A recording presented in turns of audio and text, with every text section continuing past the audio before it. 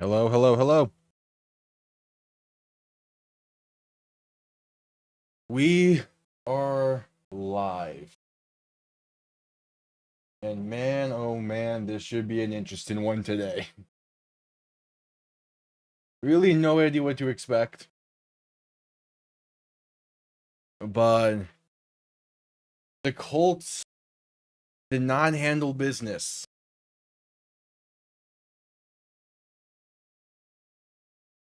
The Giants ended up having a fantastic game and beat the Colts.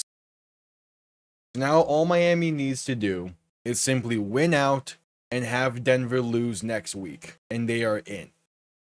The issue is, at least for this week, they have to win a game without Tua Tagovailoa behind center. They are 1-3 this season without Tua. If they're gonna make the playoffs, they're gonna need to win another. And that was the whole thing that was being talked about when Tua went down in week 2, is you need to win 2 games without Tua to get in. Well, turns out that they still need to win 2 without him. So, gotta be able to win today. You win 2 games without Tua, you should be able to get in. And that was the case week 2 when he went down, and we thought it was only going to be for 4 games. It's the case today where he's at least out for this week. But you have to be able to win 2 games. And yeah, the light in.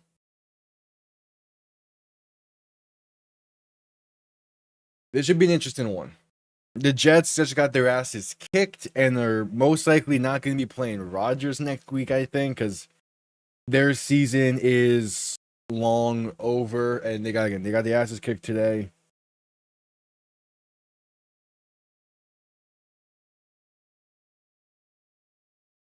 Again, the Colts put up an absolute stink. I mean, only down by 12 with 2 minutes left, so there's still technically a chance, but yeah, not looking good there.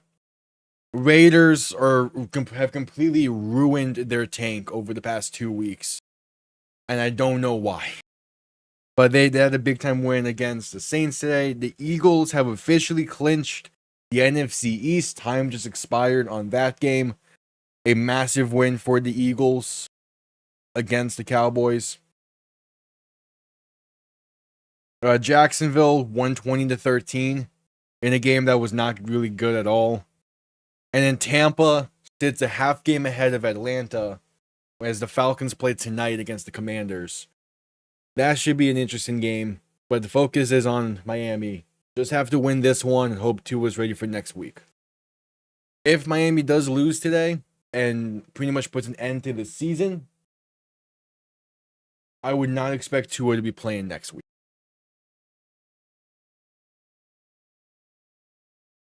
But if somehow Miami finds a way to win with Tyler Huntley under center, then they're in shape. As kickoff is mere moments away from Cleveland, it's a rainy one out there. Ain't great temperature-wise either, so this should be an interesting. I'm hoping Achane gets a good role in this game. As here we are. Miami will be getting ball first in this one. So Cleveland will send this down as Tyler Huntley will be taking the field for season on the line, basically, in this game. Yeah, NFC East, still no back-to-back division winners since 2004. Crazy. All right. Dustin Hopkins set to send this one down. We got Raheem Mostert and Malik Washington back to return this kick. As week 17 for the Miami Dolphins is underway, kickoff sent down and going to be bouncing out the back of the end zone for a touchback. The Dolphins offense will take the field starting from the 30, and out comes Tyler Huntley. Oh boy. Let's see. Myles Garrett is the main threat over there on that left side of the line primarily. Hopefully Armstead will be able to handle business. Last time these two teams played a few years ago, Miami did not give up a single sack. We'll see if that's the case here today. Hundley under center back behind him. A fullback as well behind him. Going to toss this left side first play of the game for Achane. Good blocking and room to run. And good room to run to pick up 9 on the play. All right, blocking off to a pretty good start. Like to see that.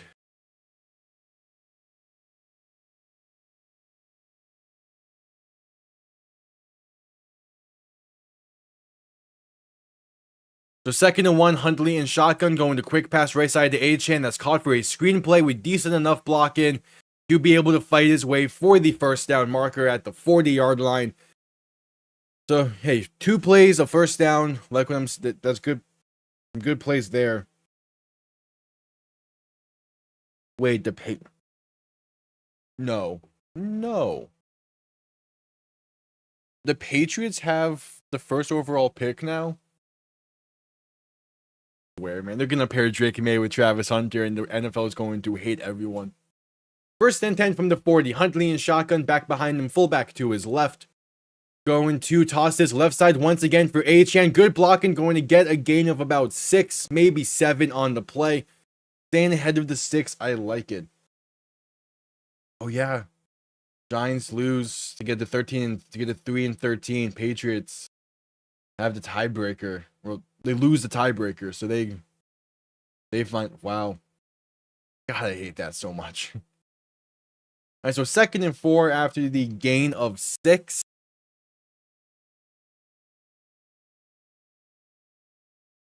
Hundley making some adjustments. He's in a shotgun, a back to his left, fullback to his right. As there's movement up front before the snap, probably going to be pushing Miami back, as that will be a false start. Yep, false start. All right, not great. They're calling it on Ingold. So it's a 2nd and 9 coming up. We're still not behind the sticks just yet, but a 2nd and 4 is a much different play call than a 2nd and 9.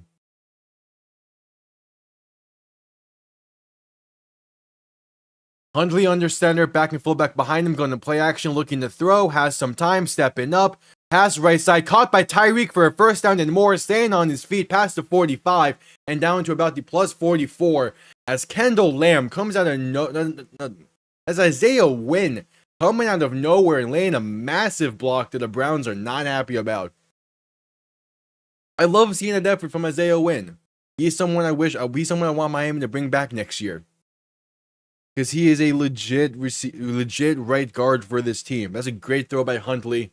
After the play is a personal foul on Miami, however. So, pushed them back 15 afterwards. It's still a first down. They're calling it on Isaiah Wynn. Man. Isaiah, I love the effort there.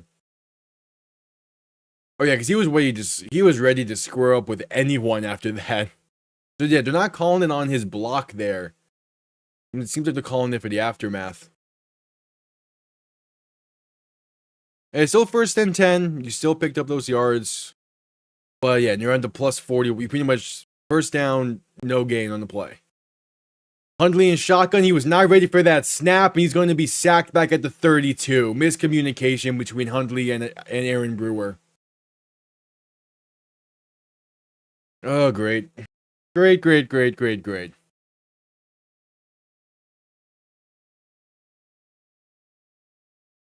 He was trying to change the play, but Brewer thought he was snapping it.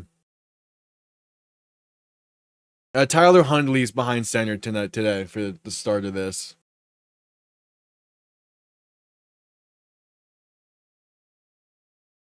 Yeah, both Waddle and Tua are inactive. As on 2nd and 19, quick pass left side for a screen to Achane. It's going to be a gain of about 1, but there's a flag down on the play as well. Going to be called back for an offensive hold-in. He's all right. I mean, like early on in the season when Hundley played for us, he didn't get a fair shake because he was legit asked to come in out of the blue and was like signed a week before. Since now that he's had a few months with this system, I think he'll be better than he showed earlier in the year. But he's still no Tua, and this team is still not great. For a game of this magnitude, you would want Tua in. Yeah, offensive holding's a call, but it will be declined. So a 3rd and 18 coming up.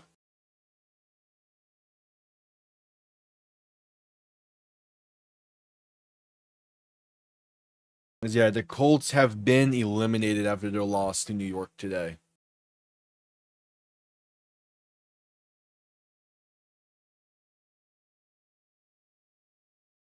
Third and 18. Tua in shotgun back to his right, looking to throw. Not Tua. Hundley. Pass over the middle is caught by Mostert and going to be a gain up to about the about to the 46-yard line. So a 4th down coming up, but still a pretty good chunk of yards there. Gives Miami a decision to make. As it will be about 4th and 5. Not a terrible play call, just up the middle screen, it seems. And Mostert lowering the shoulder, get that few extra yards. And okay, Miami's going to be playing it safe. Out comes Jake Bailey to send this one down. So a solid drive that gets negated thanks to a unnecessary roughness penalty by Isaiah Wynn. And Miami's forced to punt, as this is going to be fair caught at about the 19-yard line. So they'll start from Cleveland will start from there as Dorian Thompson-Robinson takes the field.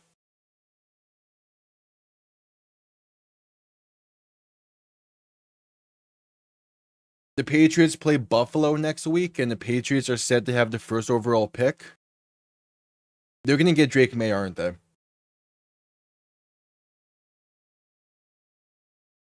Yeah, I don't know what was going on with the Colts today, but they just could not hang. They just could not hang with the Giants for some reason. I mean, I like how Drew Lock played. I'm still under the boat of we need a different backup other than Tyler Huntley, even though that seems to be the sentiment in the front office, that Huntley will be a fine backup for next year. I'm still in the boat of either drafting a guy or bringing someone in. Well, Colts fans wanted to win because they're trying to make the playoffs. And they already have their future, basically, with Anthony Richardson, hopefully. So, they wanted to make the playoffs. But, I think it is better for them that they didn't. They have too many pieces. They need too many pieces. So, currently, I don't know how updated this is, but let's check Tankathon real quick.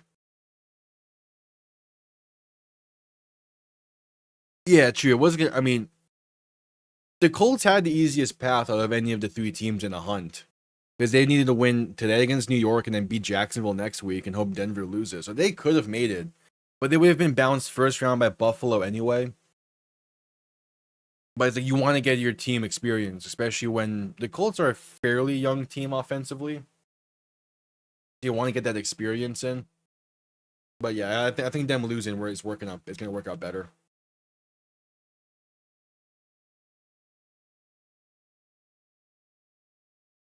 Why is this taking a while to load?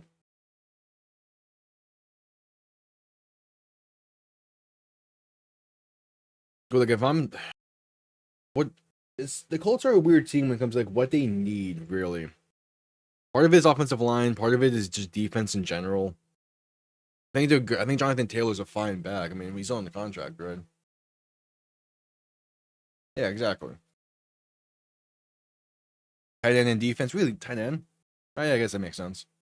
I forget who the Colts tight end is. Do you also have more? Do you also have do the Colts still have Mo Alley Cox? I know he was solid, but I'm not sure if he's still there. Tankathon's just not working right now. Back from the commercial break. Thompson-Robinson in shotgun back to his right. 2 receiving options to each side. Going to hand this off left side for Jerome Ford, and that's a gain of nothing. Tyler Dodson making the tackle at the line. One of a few Dolphins to make the tackle. So a 2nd and 10 coming up. Hey, if this ends up being Cox, Grayson, Ogletree, yeah. I mean, Cox is I guess he really only had one good year. But you could definitely improve from him. But I think he's a solid tight end too, at the least. 2nd and 10, Robinson and shotgun back to his right.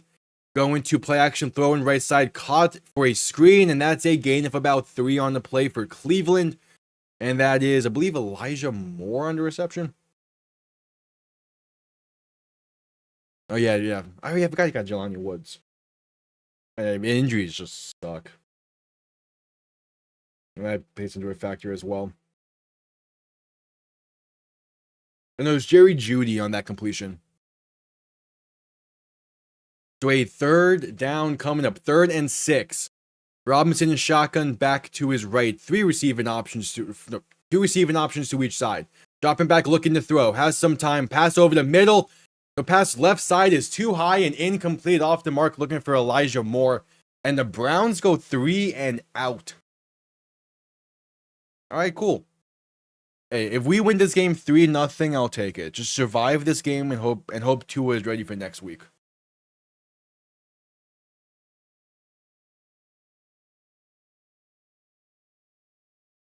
The Colts are going to be a fun team to do the off-season video for, and the draft preview stuff. I plan to do draft preview videos for every division. As Cleveland's punt is underway, going to be a short punt, bouncing at the 40 and return beginning from the 35 by Malik Washington up to the 38. So pretty good starting field position there.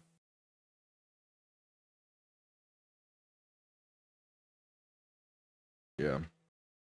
And Andrew Ogletree's listed as a starting tight end for the Colts.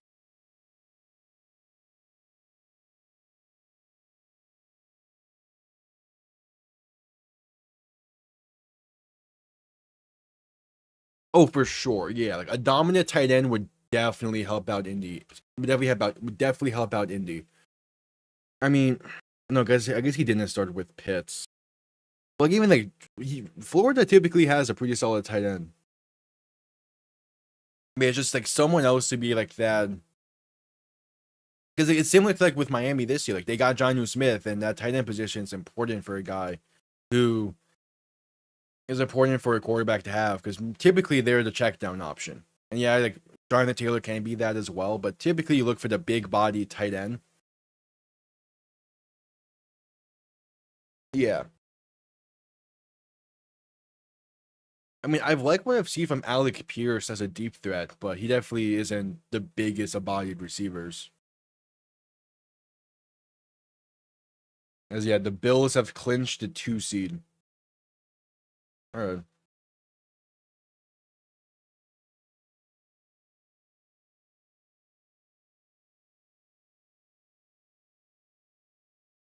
I guess Tankathon is just down right now for some reason.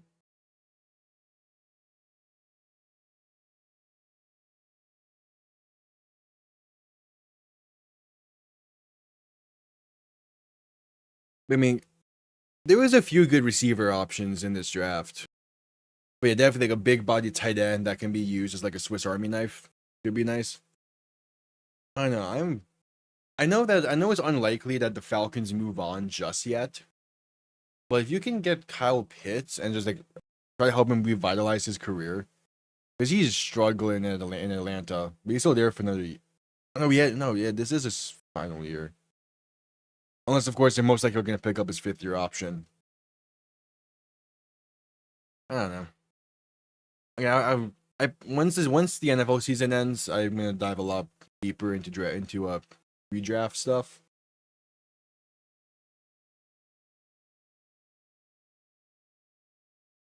Damn, Brock Bowers set the single season reception record by a rookie. Doing that from the tight end position is crazy. Like a tight end having that record is insane. It's also crazy that record has been broken like 3 years in a row now, despite it holding it for damn near 20 before. All right, back from the commercial break. Hundley in shotgun going to look to throw, rolling left, buying time. Passing left side, caught by Tyreek for a gain of 11 and another Miami Dolphins first down. Actually ruling it officially a gain of 10. Either way, it's a first down.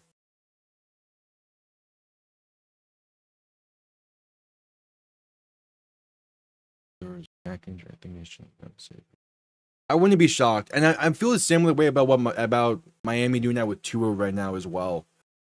Because like all week and even before the San Francisco game, he was like, yeah, my hip's fine. Faking a toss right, throwing back left is incomplete as pressure was in there quick for Hundley. Like, because again, both the Colts and Miami knew that it was pretty much a long shot for them to get in. So, like, they don't want to risk injuries. Need to get in the playoffs or just need if talking about like team needs and like draft stuff, we need offensive line. Like we need proper interior offensive line play because we just don't have it.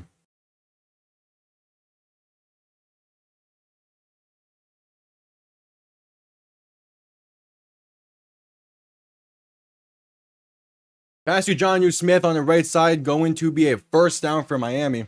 I had to take care of that real fucking quick. Position, yeah, right guard primarily, but just guard play in general. That's the main, like, offensively wise. Backup quarterback is a need, definitely. We'd like to see a more. Our interior defensive line is an issue just because it's old with Calais Campbell. Hundley under center, back behind him, going to toss to the left for Achane as that goes nowhere, a loss of 1. I'd like to see a better tight end too, because like Durham Smythe and Julian Hill just aren't it. The main thing is we just need to get like physical. Like offensive line has been an issue for Miami for years, but Greer just refuses to acknowledge it. Defensive line, I think I'm pretty fine with. We did, but for the most part, especially like the front 7 guys we lost, we were able to replace them. It's the secondary, and specifically the safety position that needs a lot of work. Going to hand this off right side on a jet sweep for Achane. Going to pick up the 1 yard back and get down to about the plus 37, gain of about 3, maybe 4. Because like Calais Campbell's doing a good job replacing Christian Wilkins. It helps like Wilkins got injured this year, so it looks better that way. But even like Benito Jones and Deshaun Hand are solid guys. Jerome Baker got replaced for Jordan Brooks, and Jordan Brooks is the leading tackler for Miami this year. And yeah, like solid safety play is impossible to find. Hundley alone in shotgun, 3 receivers to the left as he looks to throw, stepping up, pass over the middle, is going to... It's low. It seems like Achane might have caught it. We'll see what the ruling is. There is a flag, however, down on the play anyway. The flag is holding on Miami, so even if Achane would have caught it, which I think the ruling he did is going to be called back as the Browns accept the penalty. So a 3rd and 18 coming up as the ruling Achane caught that ball inside the 15. Not a great throw.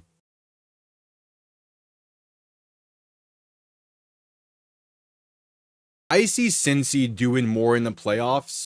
Oh, Achane did catch that. Fuck! Damn it, the penalty. Yeah, I mean, I would prefer to see Cincy get in than us, but I'm really excited to see what Denver can do in the playoffs as well. All right, 3rd and 18 after the holding call. Hundley alone in shotgun. Going to drop back, looking to throw. Has some time in the pocket. Pass over the middle is caught by Achane. Blocking on the left side, going to get inside the 40 to the plus 36. So not the first down, but you get back into field goal range and set up Jason Sanders for a pretty long kick. Oh yeah, that's the Cincinnati defense against Buffalo in the first round would be something to see. But I mean, like, I feel like a shootout would be nice.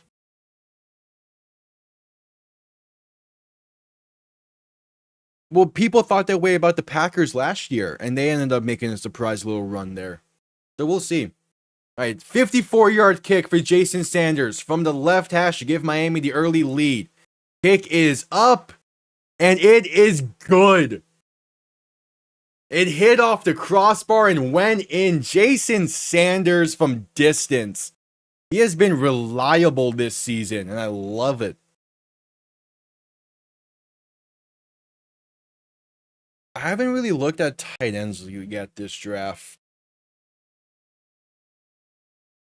Yeah, that went short for Sanders. Normally, that one was a few ways up.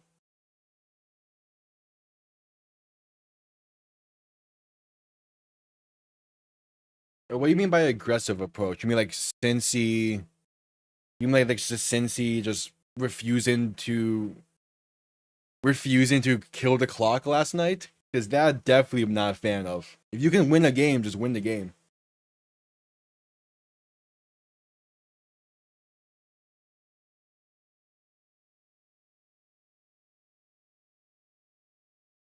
Like Zach Taylor may have just saved his job with the fact that since he's in his playoff fund for another week. I don't fully love it. Oh yeah, and the no punting as well. Again, I don't love it. I mean, it makes sense, but still. Mostert's under contract for next year. I think he'll be back, but I don't know what his role will be. I think the idea might be trying to move him more into that running back coach role in the front office, and I'm not opposed to it. But that's of course if he wants to get into coaching. But like it is clear that the plan going forward is Achane running back 1 and Jalen Red running back 2, with hopefully getting a more power back in for third down. Or just end of the season? No, most likely not. I mean, we are probably gonna see him a little bit more, but I still think his carries are gonna be held to a minimal. And it's nothing against Mostert. He's a great back. It's just he's old in the sense of a running back's age is really weird.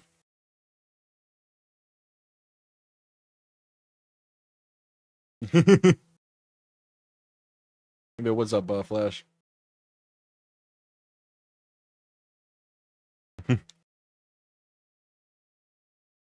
Yeah, the tight end position in the draft's kind of weird. I do think Tyler Warren's probably one of the better ones. I need to look into some of these other tight ends. Yeah, Mostert definitely was a one hit wonder, but I love that he got to have that kind of season.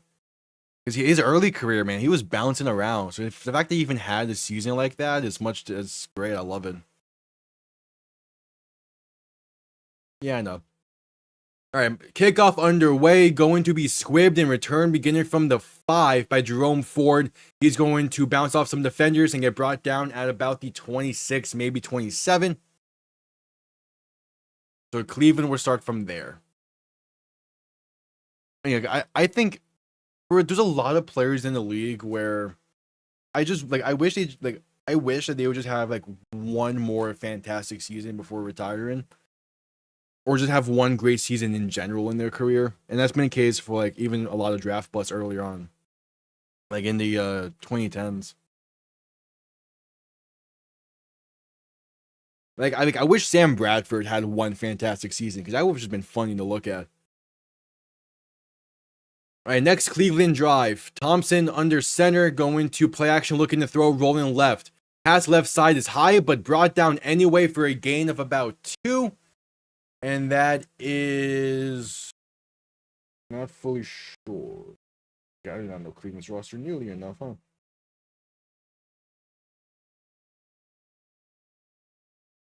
That is Jordan Atkins on the reception.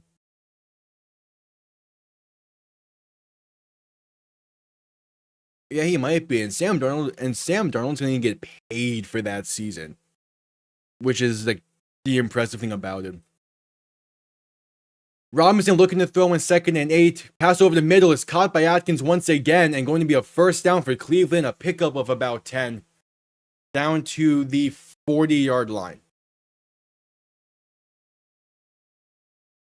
That's a great throw by Thompson Robinson. Jeez. Threading the needle.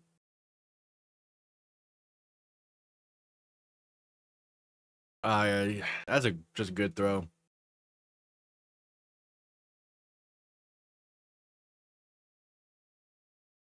Like, I am curious on what Darnold's contract looks like in the offseason. Robinson under center, back behind him. 2 receiving options to each side, making adjustments at the line. Play clock winding down. 3 seconds. 2, 1. And they get the snap off with a toss right for Jerome Ford, who goes nowhere and a loss of yards. Jordan Brooks meets him in the backfield. Loss of about 2, it seems. And what a play from Jordan Brooks. Oh yeah, for sure. Worst case scenario, he's the best backup in the league. I think he stays. I mean, I think if Minnesota gives him an offer, I think he stays because Kevin O'Connell's a QB whisperer. 2 years 50, no. If he gets 25 a year, that team is overpaying like a motherfucker. I think it might be close to like 10 a year.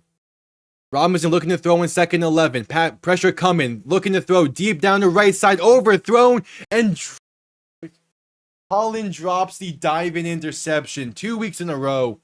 Javon Holland nearly has an interception. Couldn't hang on to this one. But there is a flag on the play anyway, so we'll see what this is. Prior to the pass, it's holding on Miami. So it would have been negated anyway. Storm Duck called for the hold in. 5 yards, automatic first down for Cleveland. God damn.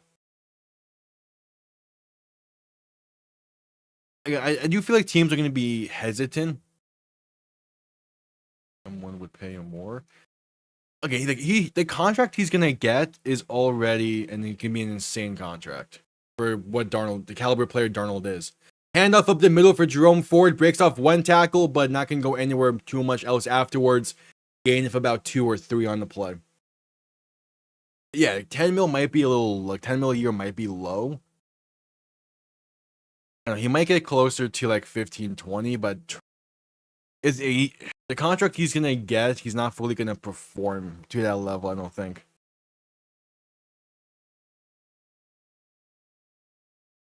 Nothing against him. I just think that the system Minnesota has is like a perfect system for him.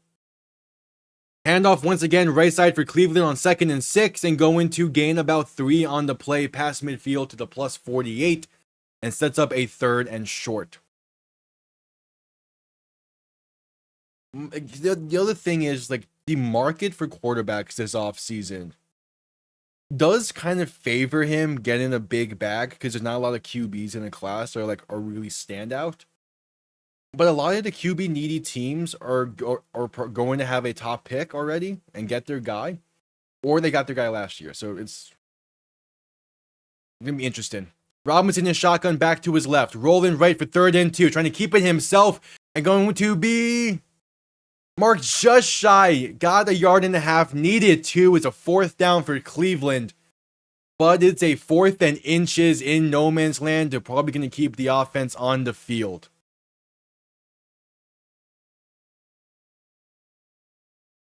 Yeah, 4th and inches. I mean, like, yeah, starters are making a lot of money, but that's because there's not a lot of great starting quarterbacks out there. And a lot of those starting quarterbacks that were paid have some kind of like better upside to them or have experience. Meanwhile, Darnold has this 1 year. He's up there in age relatively. So it's like, if you're going to spend the money on him, you either are hoping to get 1 great year out of him, and then the second year would be kind of a bridge year, where then you get your guy not in this upcoming draft, but the next one. So you could probably give him a front-loaded contract. Robinson looking to throw in 1st and 10 after they reviewed it and gave him the first. Pass left side is incomplete. Looking for Jerry Jeudy just too high for him to be able to come down with it cleanly. And it's 2nd and 10. Yeah, they did review the 3rd down play and gave Cleveland the first. Plenty of time in that pocket. Throw across field. Holland nearly gets a hand on it, but unable to. Doing enough though to force a little bit of hesitation from Jeudy, it seems.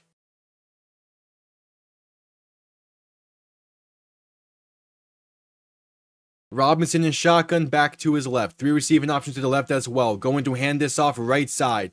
Has some blocking and picking up about 5 on the play to set up a more manageable 3rd down. That was Pierre Strong on the carry, and Cleveland's going hurry up. Thompson in shotgun back to his right. 3 receivers to the left, 3rd and 5. Looking to throw. Has time. Quick pass left side is caught by Jeudy. Room to run and going to be brought down at about the 26-yard line by Javon Holland. I think ideally, out of a Sam Darnold contract, going back to this real quick, is maybe like 17 first year, 12 to 13 second year with an out. Or maybe do a 3-year deal with an out after the second. I do like the sound of a 2-year deal for Darnold, but we'll see. First and 10 from the 26. Going to hand this off once again. Right side for Jerome Ford. Has good blocking. First down and more. Inside the 10. And brought down at the 7-yard line. First and goal for Cleveland. And they don't need to call one more play if they don't want to before the end of the first quarter. The defensive hold-in coming back to bite Miami. They had a 3rd and long forced. And since then, just could not do much. Thompson Robinson in shotgun. Back to his right. 3 receivers to the left. Don't need to call a play, and they won't. End of the first quarter, Miami up by 3, but the Browns have ball at Miami's 7-yard line. Not a great start to this game. That defensive holding definitely messed things up.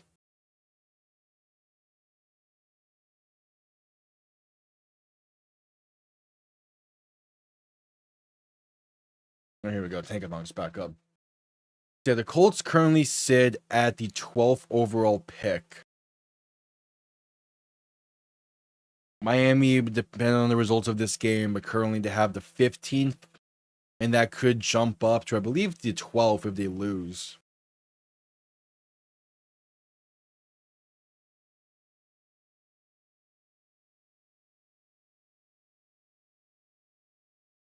So it's definitely interesting.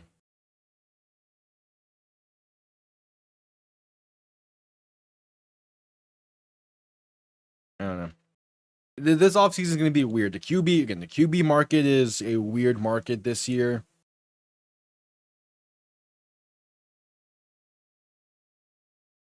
I don't say a lot of the markets are going to be weird markets. I mean, Miami might be shopping some guys. So that's something to keep an eye on if you're a lot of other teams.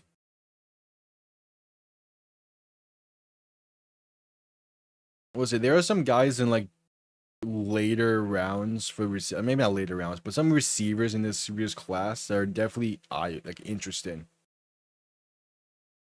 Wait, did he declare for the draft?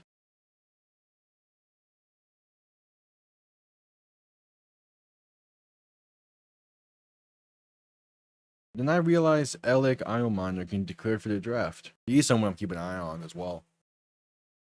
I really like him out of Stanford. All right, after one commercial break. How is that Packers-Vikings game going? I saw something a little bit earlier. That was the Packers fumbled on their opening drive. Okay, still tied at 0. Damn, there's only two 4 o'clock games on today. What? All right, back from the commercial break.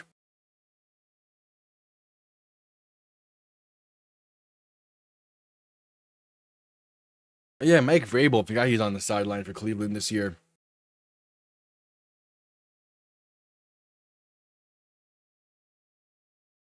All right, first and goal from the 7.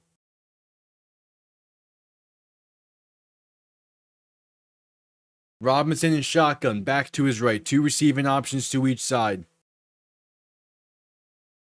Robinson going to hand this off up the middle for Jerome Ford, and he goes nowhere. A loss of about 1.5-ish. Good penetration up the middle. And the Dolphins defense forces a second and goal.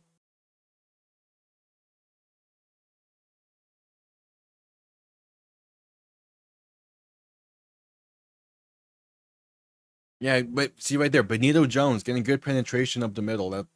He's doing a good job getting some pressure this year. Robinson in shotgun, right, once again, looking to throw this time. Has time. Pass left side is tipped and fallen incomplete. But there is a flag on the play. Looking for a slant to the left. Ramsey nearly making a diving interception. But we'll see what the penalty is. There was a lot of contact on that. It seems like it's going to be illegal formation on Cleveland. Yep, illegal formation on Cleveland. Penalty will be declined, so it's a 3rd and goal from close to like the 8.5 yard line, as they called it on Jerry Jeudy.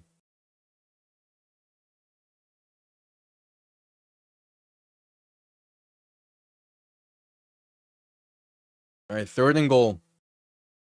Robinson and shotgun back to his right. Going to hand it off to Jerome Ford, left side. Breaks one tackle, but going to be met close to the line of scrimmage and only be able to gain a yard on the play. So Miami's defense bends but don't break, as it's now 4th and goal. And out comes the field goal unit and Dustin Hopkins to try and tie this game. Yeah, it's one thing if the Colts would have lost today and it was like a 20-17 loss or something like that.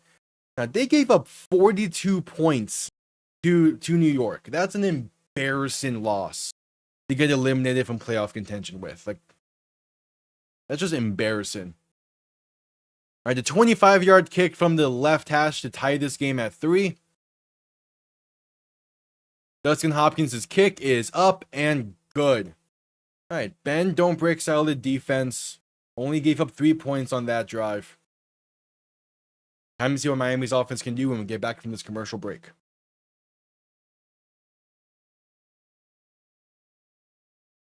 I mean, look, even going into the season, I wasn't expecting much from the Colts. Even though I had them finishing 2nd in the division, I wasn't expecting much. So the fact that they were in it, like in the hunt for as long as they were, is impressive.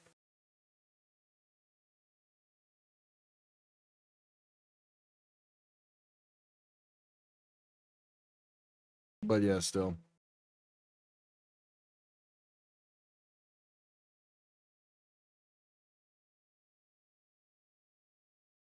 It's hard to say with Anthony Richardson at the moment. The biggest issue with him is obviously like his accuracy deep down. Is his accuracy for like the shorter passes and his health. The accuracy you can kind of work on. The health is something interesting.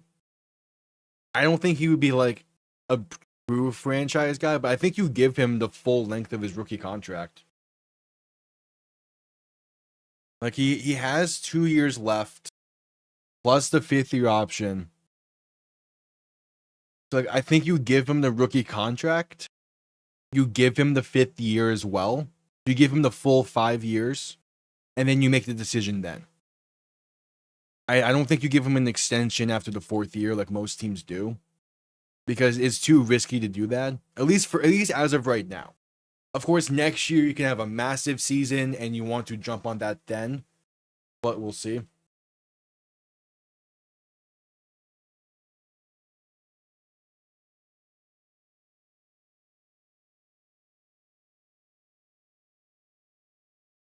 Yeah, it seems like there's a possibility. Well, there's still one more game on Fox, right? So we're waiting for the UFL schedule to get released as their season starts up soon. And I plan to be live for the UFL as well and cover that. Did it last year. It was a lot of fun. Plan to do it again this year. So yeah, we'll see. We're just waiting for the schedule to be announced. I know that opening day for the UFL is March 28th. So that's when that all starts. So we're about 3 months out. As we're back from commercial break, Cleveland about to send this one down. Malik Washington and Raheem Mostert to return. One of them are to return at least. All right, kickoff underway. This will be down in the end zone for a touchback. Miami will begin to drive from the 30. As the broadcast is flashing back to 1992, when Bill Belichick was the head coach of the Cleveland Browns. Pretty sure making his coaching debut against Miami. It was a September 14th game, and that was whew. Wait, was that his coaching debut? It was a Miami win that game, huh? All right, Hundley under center, back behind him. Going to begin the drive with a play action, looking to throw. Pass over the middle is caught by Tyreek and going to be brought down with an ankle tackle at the plus 45-yard line. Oh, if he could have broken that tackle, he was gone.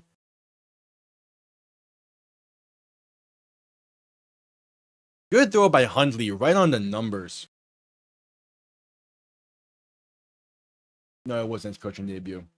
2nd year, though.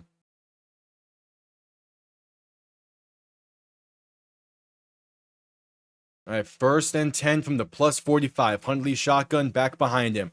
Going to toss this right side for A-Chain, bouncing towards the edge, and going to gain about 4 on the play. All right, 4, maybe 3. I don't hate it.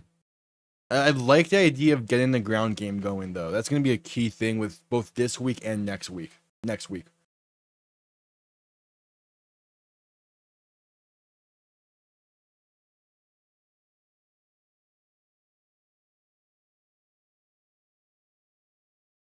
I'm not sure how much Mostert will be seeing today, which kind of sucks.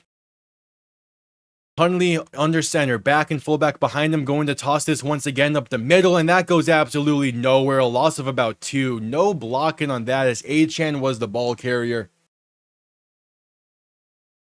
And now you set yourselves up with a pretty long 3rd down. 3rd and about 9.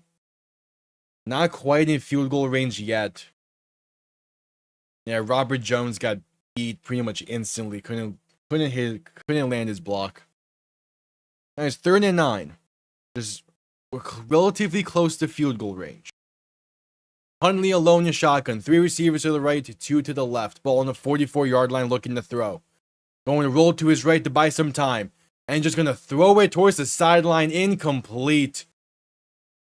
Pretty much a throwaway, and it's going to force probably a pooch punt. We're not in field goal range yet.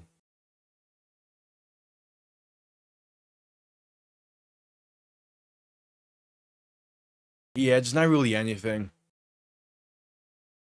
Maybe if someone continued running the route towards the sideline, it would have been open, but that was more so just Huntley being squirrelish in the pocket.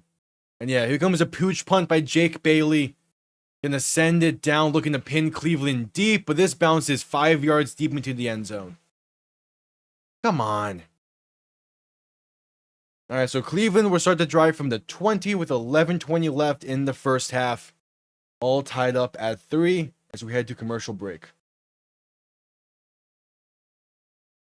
I would have liked Huntley to stay more to kind of stay in the pocket there for a bit. It wasn't collapsing yet.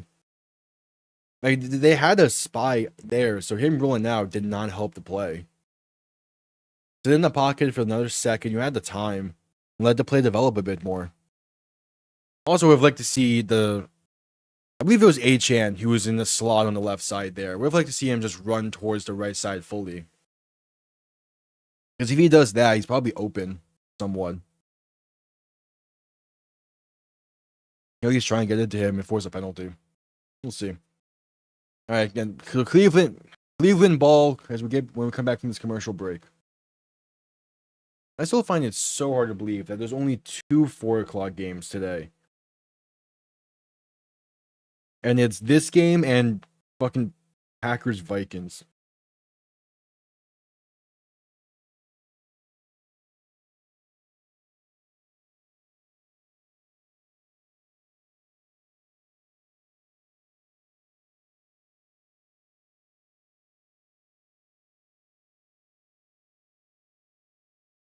We'll see. Still at commercial break.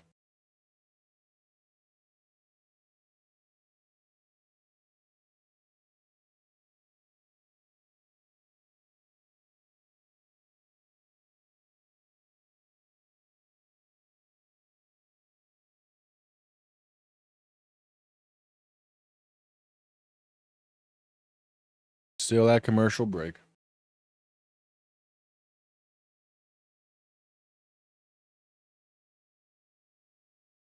I am very curious on what the Jets do next week and in this offseason as well. Because they did not have a good game today at all.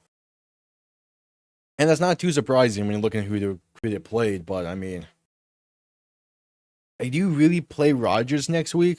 He's already the most sacked QB in NFL history. And I believe that's single season as well. It might be close. But come on.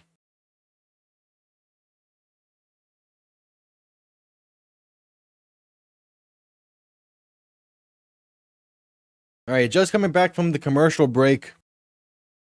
Yeah, this is not a bad CBS crew. Kiki Barber, Jason McCourty. Robinson in shotgun back to his right. 3 receivers to the right as well. Play action looking to throw. Pass right side is caught by Judy for a gain of about 8. would love to get the ball right back to this offense. They can move the ball down the field. The question is, can they just like move the ball into field goal range consistently?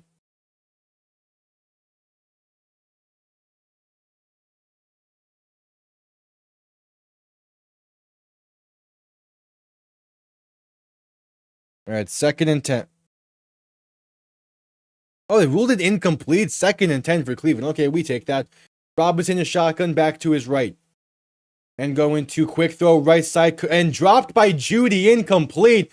Are they ruling this a fumble? They might be. If so, Jordan Brooks falls on it at the 10. As Judy gets laid out, we'll see what the ruling is. Was the throw behind? I don't think so. It's either 3rd and 10 or Miami ball at the 10. They're saying Miami football and there was a fumble. We'll take it, baby. So now the question is just, was that actually a fumble? It's Miami ball at the 10 if it is. I need a better angle on that. It's close. But yeah, Judy gets laid out by Chop Robinson. He threw it from about the 16. The ball didn't land behind. There's no doubt about that. The ball, yeah, okay, they instantly overturned it. An incomplete 3rd and 10. That's the correct ruling.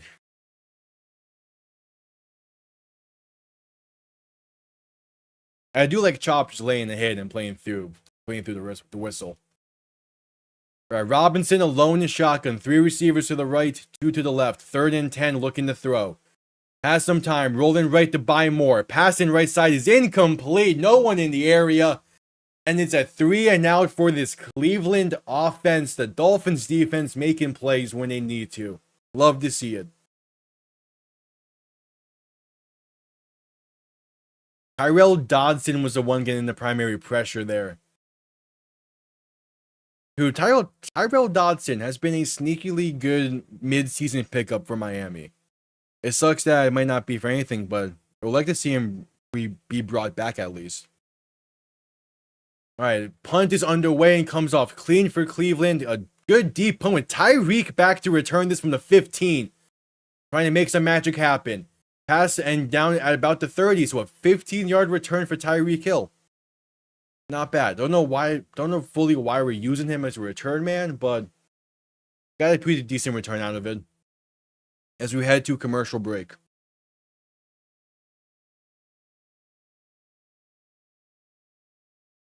All right.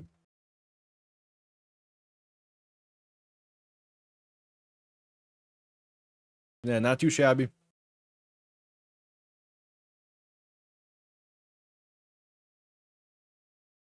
Yeah, Eagles clinch the NFC and the NFC East.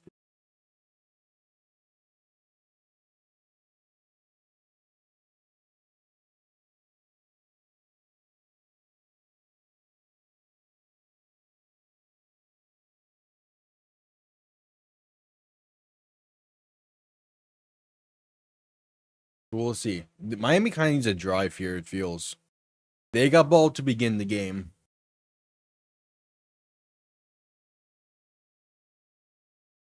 So you want to lead into and half since you're going to have your defense on the field first. What is this stat I just saw? What about Tanner McKee?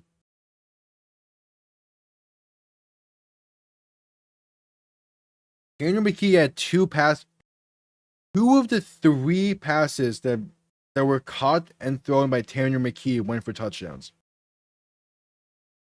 Okay, sure, fuck it. On that same note, Saquon Barkley passed 2,000 yards on the season. Good shit for him. The question is, can he break the record next week? What is his total stats at now for rushing? He's at 2005.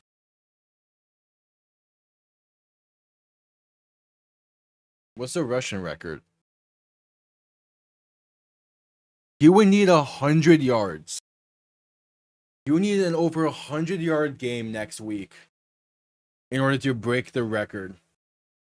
He is legit 100 yards on the dot away. And you play the Giants next week? Is that in New York? Oh, please tell me that's in New York. I would love it if he breaks the record in New York. No, it's in Philly. I would have loved if that was in New York. Or he just needs 100 yards. I think he can do it.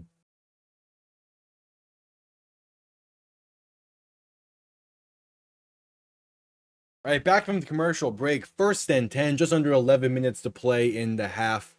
Hundley in shotgun. Back to his right is he going to play action, looking to throw. Pass over the middle, caught by Tyreek. 1st down and more. And he's going to gain about 13 on the play, despite catching that ball 16 yards down the field. Still a nice throw by Hundley. A good grab from Tyreek, trying to make a play out of it as well.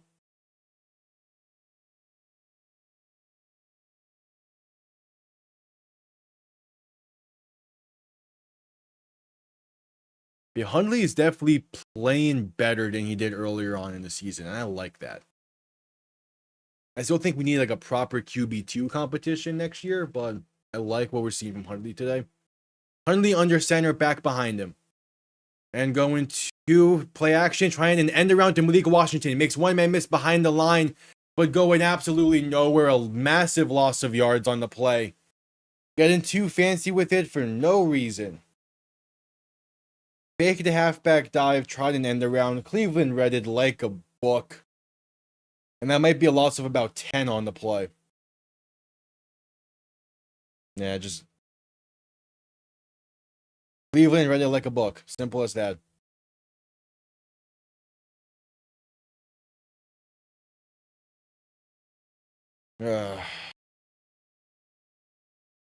That's why maybe don't try fancy shit yet. A loss of 11. Hundley in shotgun, looking to throw. Gonna pump fake, stepping up, looking to keep it himself and going to down that left side and getting down near the 39-yard line. To try and make this a little bit more manageable of a 3rd down, but still 3rd and long coming up.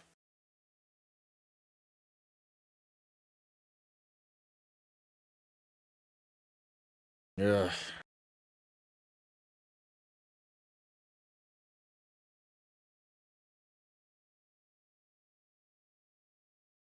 All right, 3rd and 14. A more manageable of a 3rd down. Pick up a 7 on the previous play.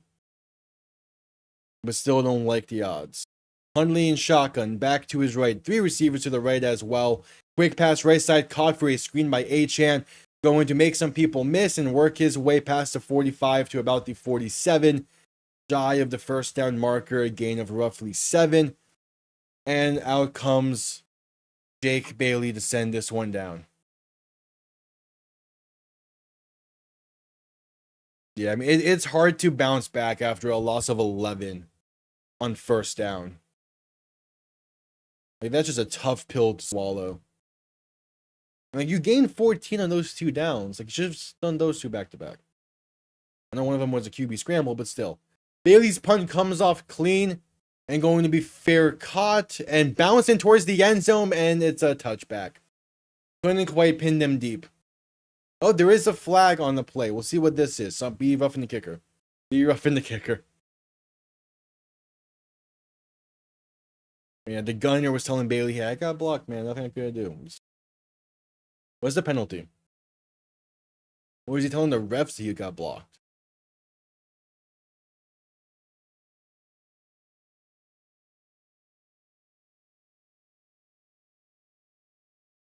All right, the personal foul.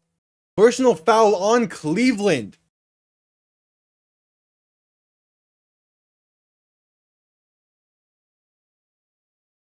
It's a 1st down Miami because of it. A personal foul penalty on Cleveland.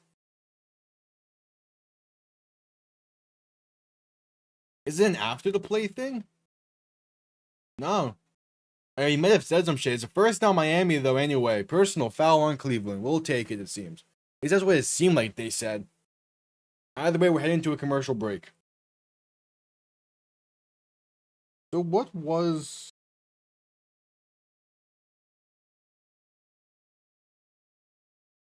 Oh no, it's gonna be okay. It's gonna be first down Cleveland, but ball on their own 5-yard line. As it's half the distance to the goal. They're gonna say that. Yeah, they're enforcing it from the 10-yard line. Half the distance to the goal for necessary roughness. First and 10 from their own 5. So we did successfully pin Cleveland deep because of it. We'll take it.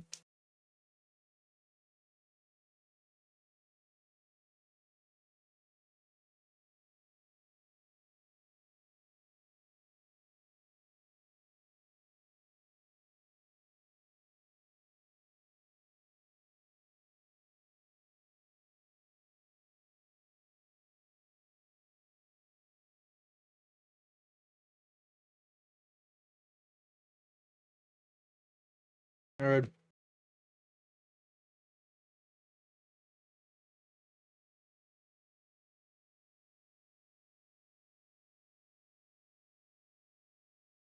In commercial break, it'll be Cleveland ball from their own 5.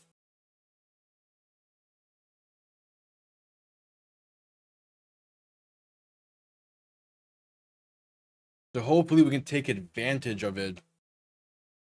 But we haven't really been able to get too much pressure in pushing them back recently, so we'll see. Either way, forcing them to go 95 yards for a touchdown is good. 8 minutes left in the first half. Back from the commercial break. As they're showing Jameis Winston on the sideline. And yeah, he for as fun as Winston is to watch, he's not been having that great of a season, and thus Dorian Thompson-Robinson is in for this game, has been in the past few weeks.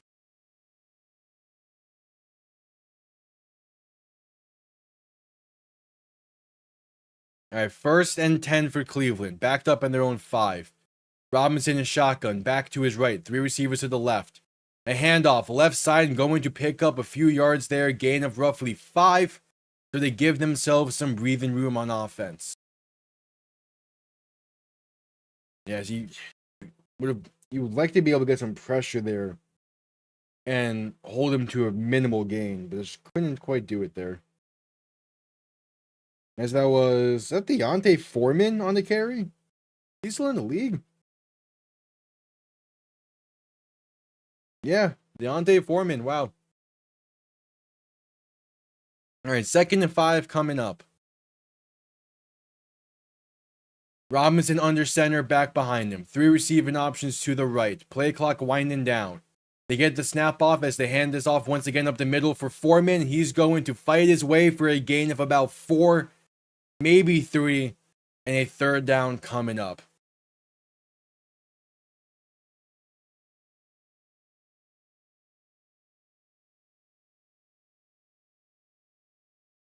Oh yeah, 3rd and 1. Come on, defense. 3 and out here would be big.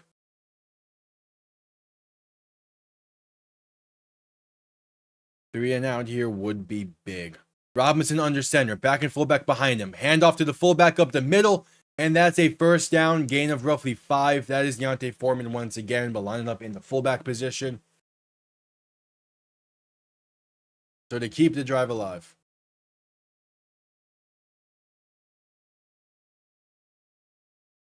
I like that they're showing Tua doing his best to help out Huntley on the sideline.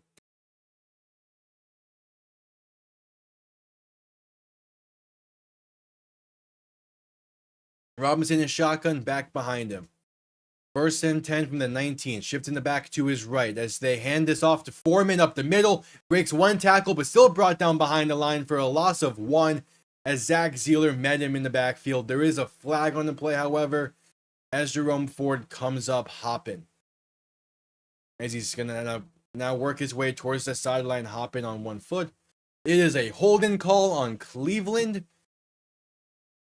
So half the distance to the goal, replay 1st down, calling it on Wyatt Teller, as Jerome Ford couldn't get to the sideline before just collapsing on the field. And it's that right leg, something going on with that, that's shaking him up based on how he was trying to get to the sideline.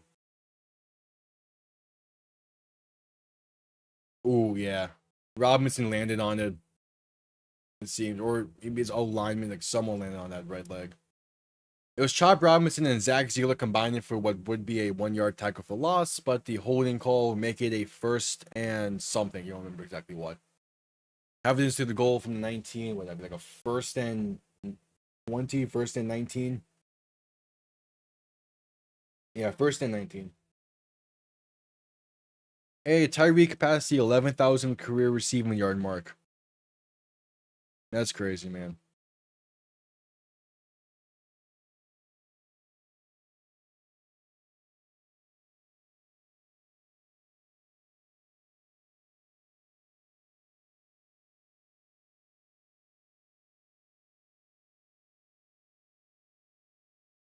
Bro, the Vikings with their different celebrations are crazy.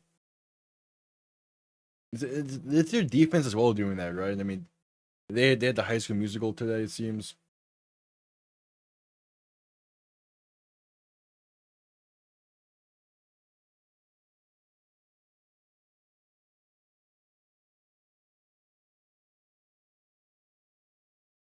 Ugh.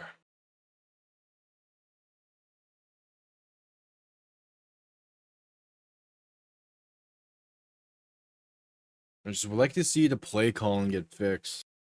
You're trying a lot of like relatively fancy stuff that's just not needed.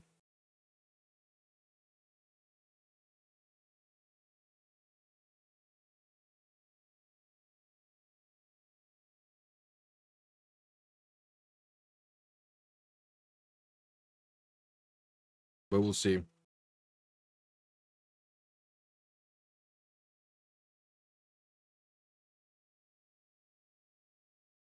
Just select commercial break.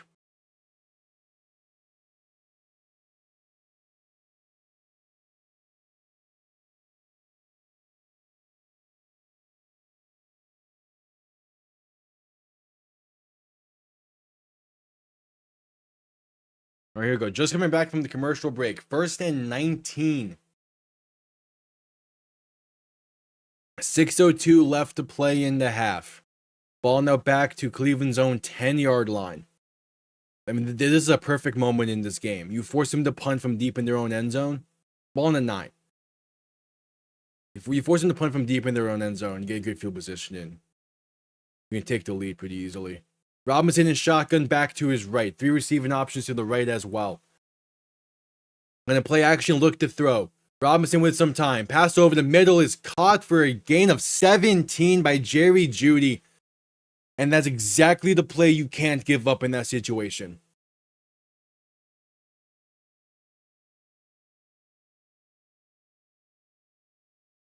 That is exactly the type of play you can't give up. If you're going to give up yards, it can't be more than like 7.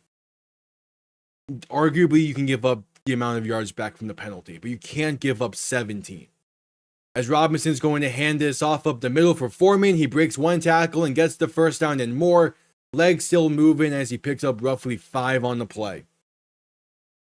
And now is a refresh of the downs. That's where you can't give up big plays like that. Right after a penalty, you cannot give up a play.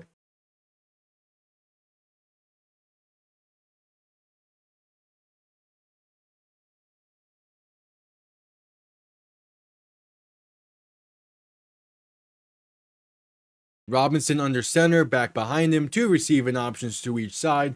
Ball now on the 33-yard line. Going to play action, look to throw. Has some time. Going to pass left. It's picked off! Picked off over the middle. Tyler Dodson at midfield. There we go. Jumping interception for Tyrell Dodson. 4.5 to play in the half. The Dolphins offense gets the ball back in prime field position. Beautiful. There is a flag on the play as Dodson took his helmet off afterwards. So it will be brought back a little bit, but it still will be Miami ball, it seems. Yeah, I need Dodson to be brought back.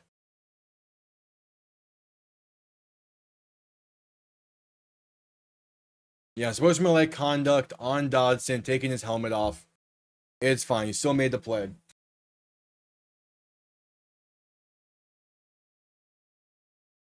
I would love for him to be brought back next year. He's on a 1-year deal. He's making great plays. I would like for him and Jordan. Like Jordan Brooks on the contract next year, right?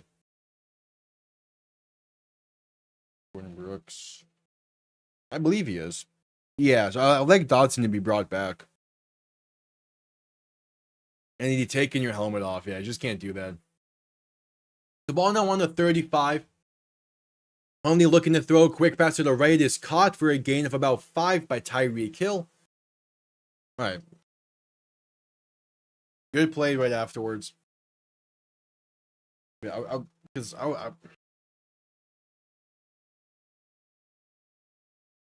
like every time Dotson's been called upon for us this year, he's making plays.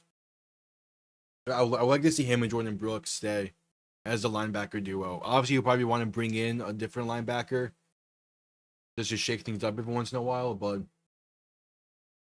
yeah. Hundley in shotgun looking to throw. Quick pass left, caught by Achane for a screen, and that goes nowhere, right back to the line of scrimmage. There is a flag on the play. I swear this is holding.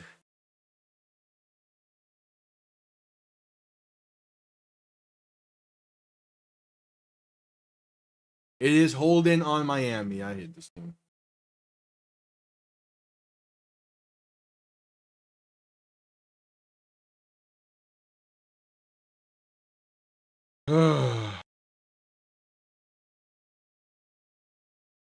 That's where you gotta keep the helmet on.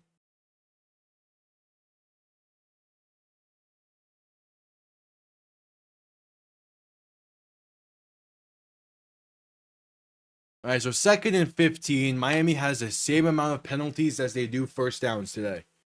Fantastic. Hundley alone in shotgun. 3 receiving options to the left.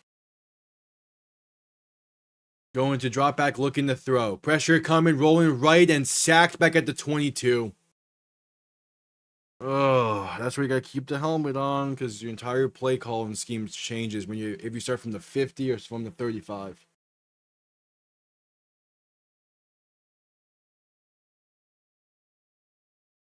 Is yeah, rain starting to come down, no one's open. Yeah, there's no one open. Can't capitalize. As it's now a 3rd and long. 3rd and 22. Hundley alone in shotgun, looking to throw. Flags flying pre-snap. Gonna call the play dead for a false start, most likely.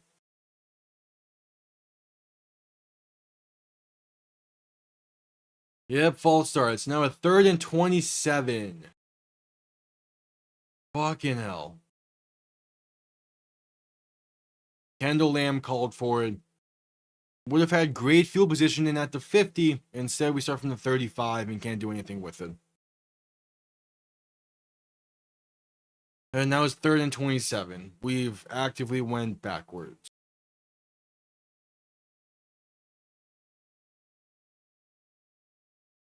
Hundley and shotgun back to his left.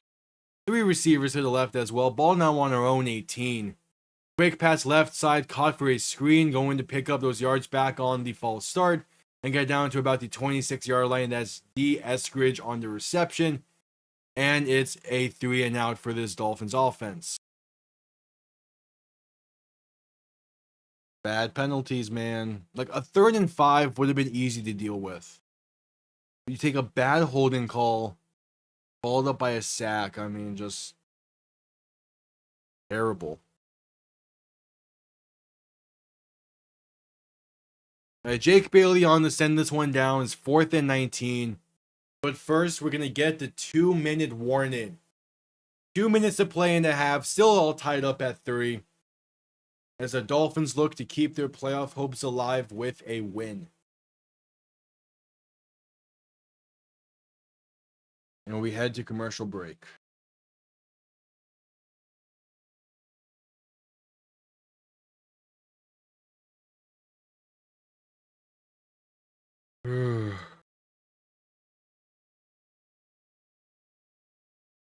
Just bad holding calls, man. Bad penalties.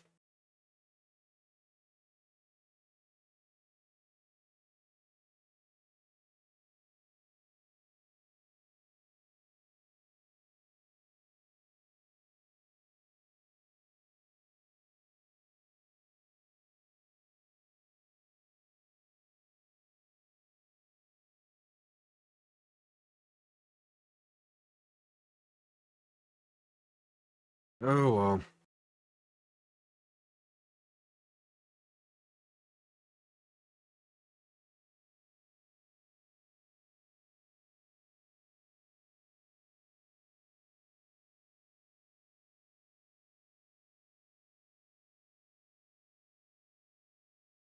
We'll see. Both offenses have not done a lot today, which is a good thing. I mean, it depends how you're looking at it, if it's a good thing or not. Yeah, all that matters is to win today and hopefully get a little, and hopefully hopefully Waddle and Tua are back next week against New York, and hopefully the Broncos lose to the Chiefs.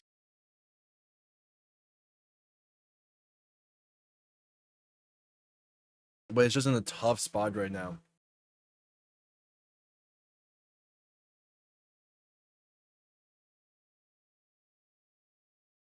This game has been it's going by quick, which is a weird thing. It's a 3-3 game that has gone by quick. Even with the penalties and everything, it's gone by pretty quick.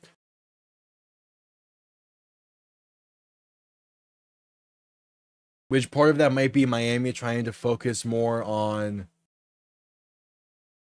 killing clock and win the field position battle? Who knows?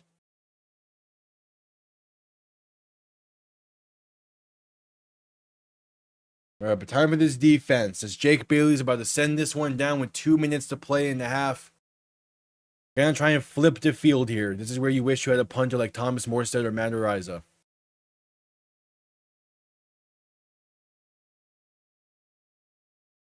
Bailey's punt comes off clean and going to be returned beginning from the 32. Breaks one tackle and room to run. Past the 40, brought down at the 42. So great starting field position for Cleveland. It's like, ideally, a truly great punter gets that ball inside the 25. And then a great punter gets inside the 30. And then you deal with the return from there. But that return began like the 33. Come on. And I know Bailey as a holder is doing wonders for Jason Sanders. But come on. Robinson is shotgun back to his left. 3 receivers to the left as well. Ball on the 42-yard line. Will hand this off right side for Deontay Foreman. And pick up about 5 on the play up to the 47.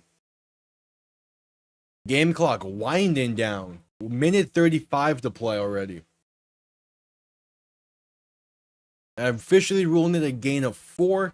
Robinson is shotgun back to his right. 2 receiving options to each side. Going to hand this off once again for Foreman up the middle. Room to run, first down, and a gain of 7. And Cleveland is they're just running the ball against us. Running it down our throats, trying to take the lead before the half. Cleveland gets ball to begin the second half. Robinson is shotgun back to his left. 3 receivers to the right. Going to drop back, look to throw this time. Pressure coming. Dumps it off left side and incomplete. Looking for Deontay Foreman. Pass at his feet. And it's 2nd and 10. 1 minute to play in the half.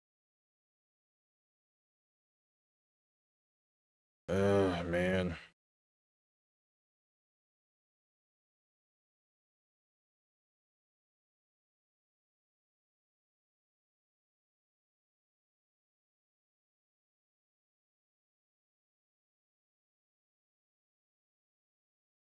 Robinson is shotgun back to his left. 3 receiving options to the right side. 2nd and 10. Dropping back to throw once again. Quick pass right side is going to be caught for a gain of like a yard by Elijah Moore. Actually, you're saying no gain on the play. So a 3rd and 10 coming up. 56 seconds to play. Miami has a chance to get the ball back with timeouts for a 1-minute drill.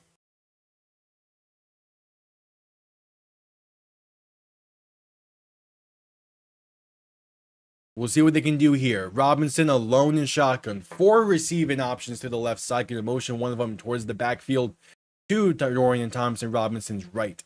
The 3 receivers to the left. Dropping back, looking to throw. Has some time. Pass over the middle is caught and brought down for a gain of 9. Shy of the first down marker. That is Pierre Strong on the reception. It is 4th and 1. The Browns are about 2 yards shy of field goal range. 4th and 1, 44 seconds left. And we have a clock stoppage for Miami to call their first timeout.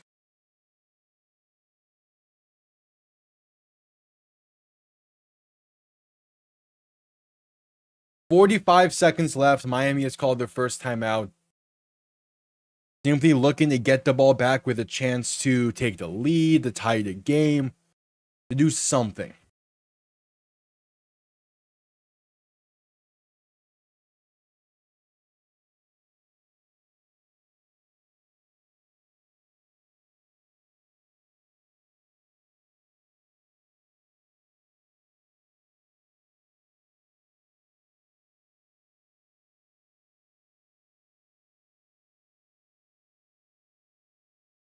All right, seems like they're going to keep the offense on the field. Just don't jump. Robinson under center, back behind him. 4th and 1. Going to hike this ball and hand this off up the middle. It's going to be close. Deontay Foreman on the handoff. We'll see what the spot says. They're saying no gain and short of the first down marker. It will be a turnover on downs for Cleveland. And Miami gets the ball back in good field position with 40 seconds left in the half and 2 timeouts. Good job making a 4th down stand. Now I got to do something with it and take the lead.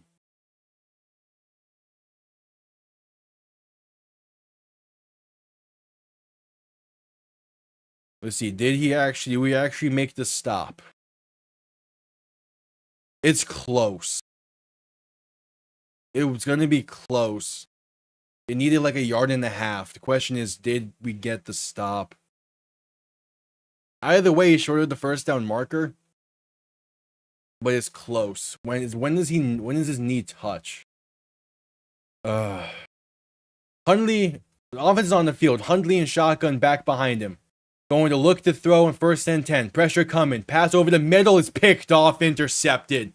And returned back to 40 and breaking tackle is brought down at the 30, inside the 30 at the 27. There is a flag on the play. Be on Cleveland. This better be on Cleveland. Otherwise, that's a terrible fucking wasted opportunity.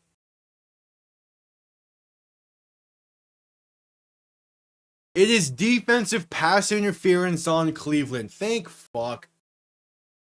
Calling it on Martin Emerson, the one who got the interception. As Hundley was looking for Jonnu Smith. Oh yeah, that's clear. He had Jonnu in a chokehold picking that ball off. Yeah, he got there early. That's clear. Okay. All right, good. Got lucky there. The 1st and 10 from Miami. 28 seconds left in the half. Ball just past midfield at the 49. Hundley and shotgun back to his right. 2 receiving options to each side. You need about 14 yards. Play action looking to throw. Pass is going to be caught by Malik Washington. Breaking tackles and brought down 2 yards shy of field goal range at the 37. And Miami will call a timeout with 21 seconds left. Not a great throw, but Malik Washington, man. He has been making plays since becoming the primary receiver 3, and no different than that one there. Pass was behind, bobbled it, great job hanging on to it, and breaking the tackles to pick up the extra yards and get Miami down much closer to field goal range. As they look to take the lead, entering the half. 1 timeout remaining, 21 seconds left. You need 2 yards for field goal range. It is a pretty ugly day out there in Cleveland. Weather ain't great. The turf ain't great. But hopefully Sanders can still be money. Hundley and shotgun back to his left. 3 receivers to the right. Ball on the 37-yard line. Hundley looking to throw. Pass time. Pass over the middle. Caught by Washington. That's enough for field goal range as ball's on the 30. 16 seconds left and the clock has stopped as Miami takes their final time out. Would have liked to see them kill that clock a bit more and run the clock out. If you're Tyler Hundley, you cannot take a sack. If nothing's open, just throw it away. Everything should be towards the sideline unless you know for certain you can get up and spike the ball. You have 16 seconds, nothing too deep, unless it's wide open for a touchdown.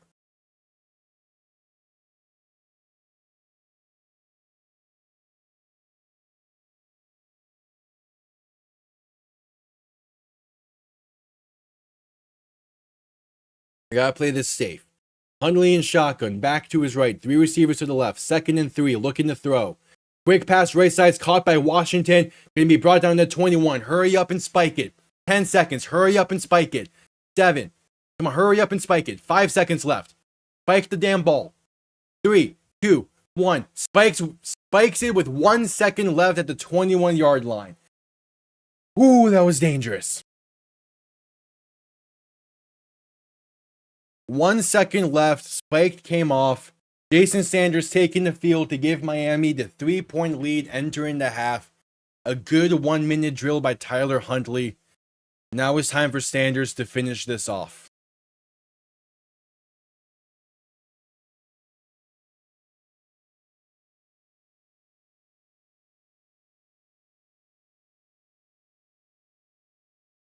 To give Miami the lead entering the half. From the right hash, kick is up. And it is good. Jason Sanders drills it from about, 39 yards out. Cleveland gets ball to begin the second half as we have entered halftime. The Dolphins with a 6-3 lead, as there are still more penalties in this game than there are points. We have entered the half, and I will quickly be right back.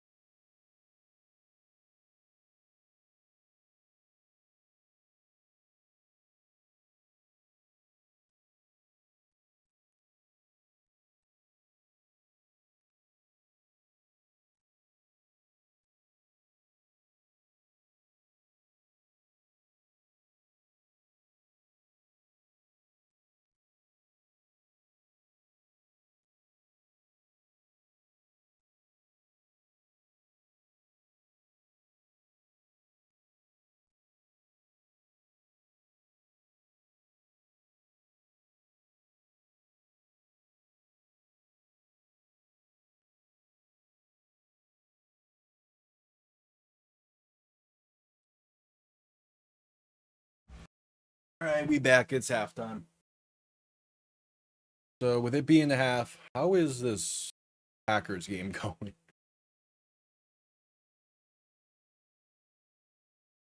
Because this Packers and Vikings game would have been the game I streamed if the Dolphin game didn't get flexed out of Sunday Night Football.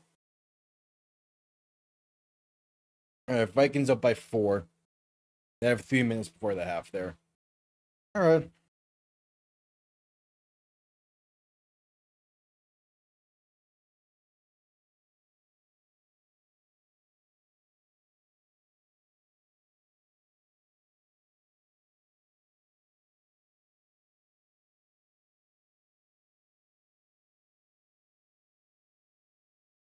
Not too bad.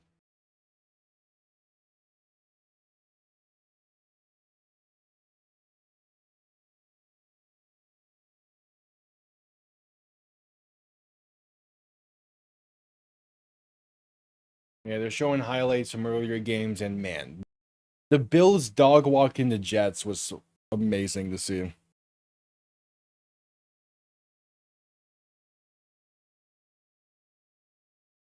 And like Keon Coleman, man, he's looking like a great player and has a good future in the NFL. I hate it, but I only hate it because he's on Buffalo.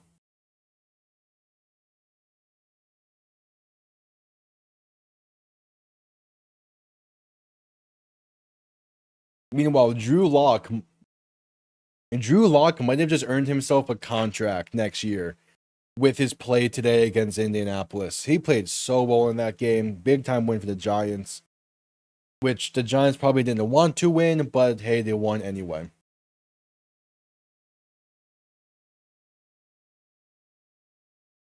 Let me save this. I'm gonna get some.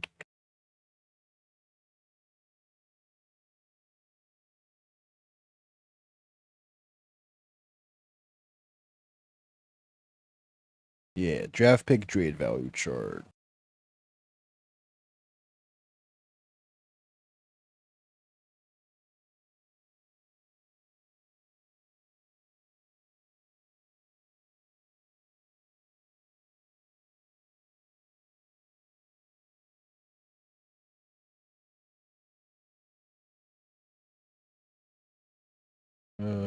This is not.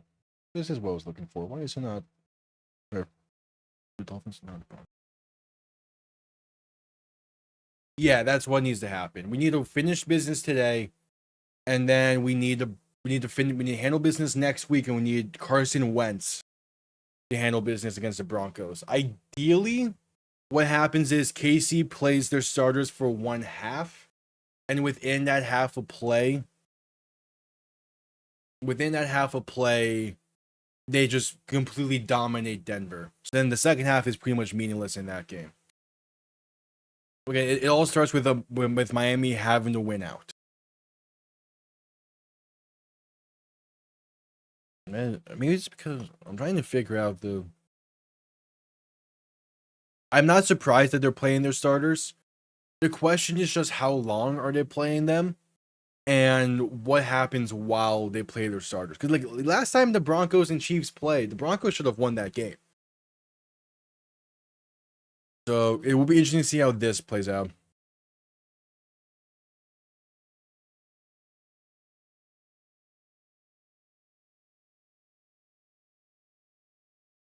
All right, here we go.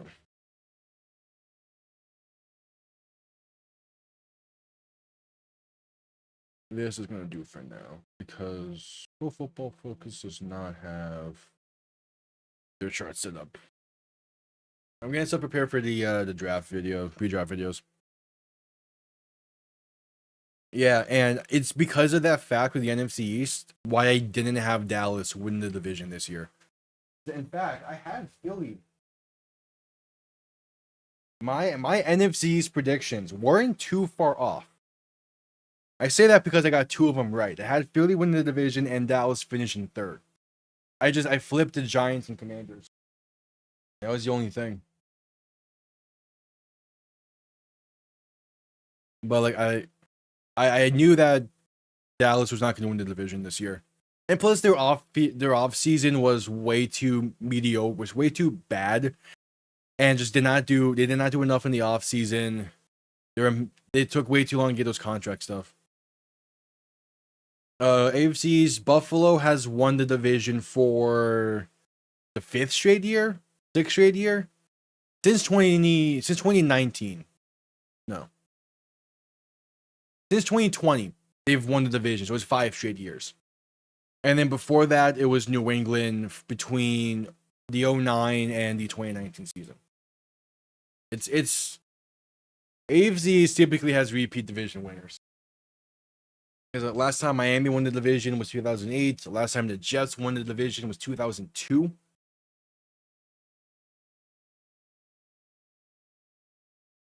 So yeah.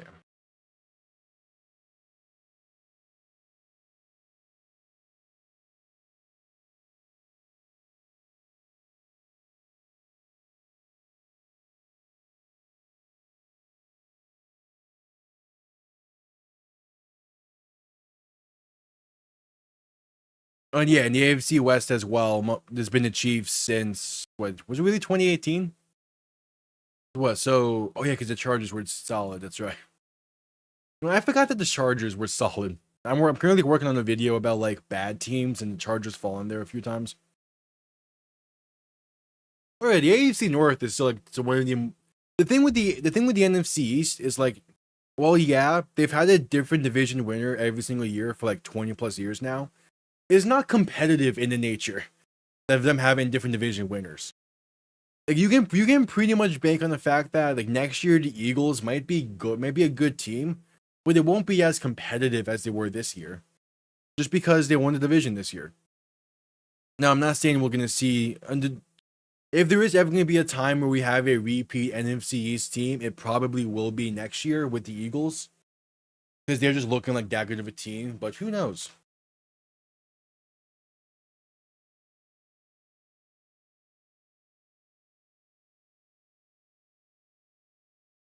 But it's like with the AFC North is the fact that it's as competitive as it is every year makes it a fun division.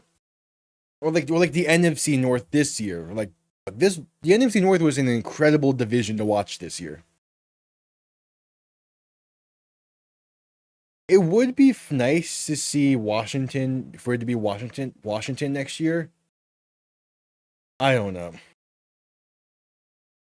I think it depends what Washington does. They have the piece that they're close. They're close. I don't think they're there just yet though.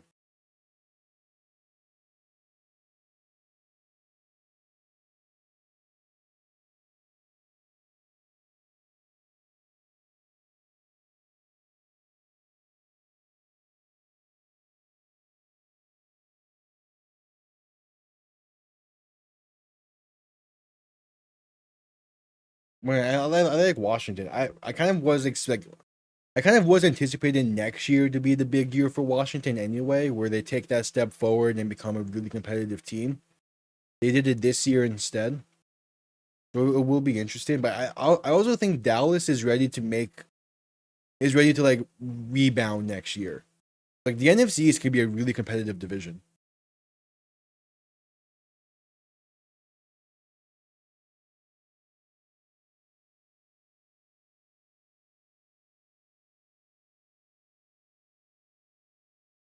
We have having the 3-point lead at the half in this game,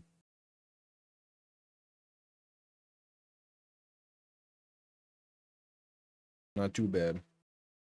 Now, the Packers offense is doing like nothing.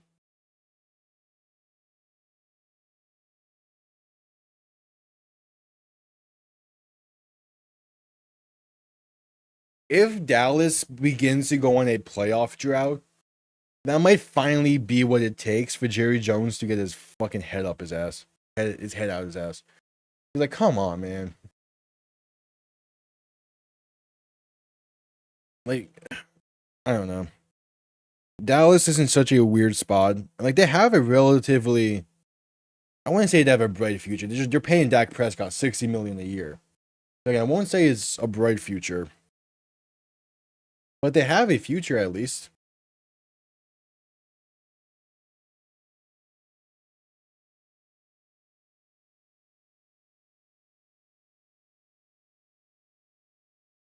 Like that contract though. Hey, what do you mean they don't have an out until 2028 with this contract? I'm sorry, what? What do you mean the out isn't until 2028?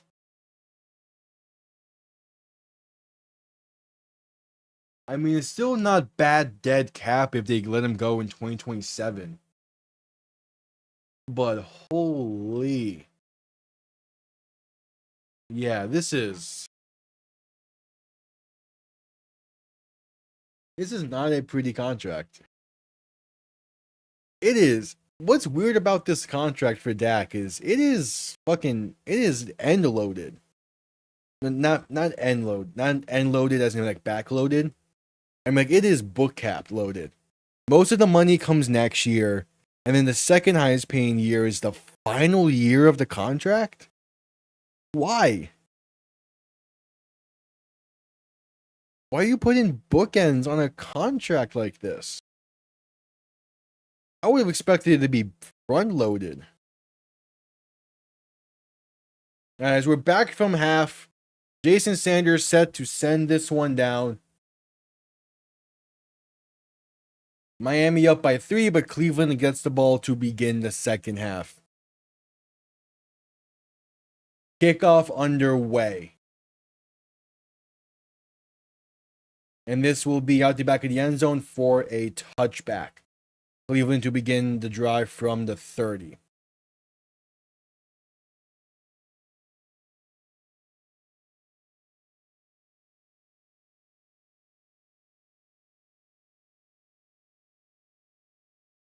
All right, Robinson and shotgun back to his left. First play of the half for Cleveland. 2 receiving options to each side. Going to quick pass right. That's tipped at the line by Cater Kohu. Trying to throw a screen to the right side, but Kohu gets there and forces the incomplete pass. Tipped away. 2nd and 10 coming up. Good shit, Kohu.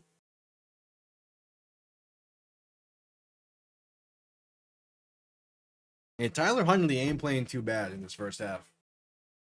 He ain't playing too bad. He's doing what he needs to do. That's the important thing.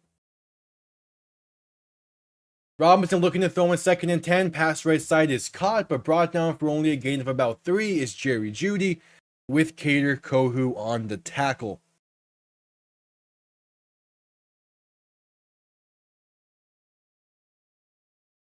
And Teron Armstead has a knee injury and is ruled out for the rest of this game. God fuck. Armstead, it might be time, man.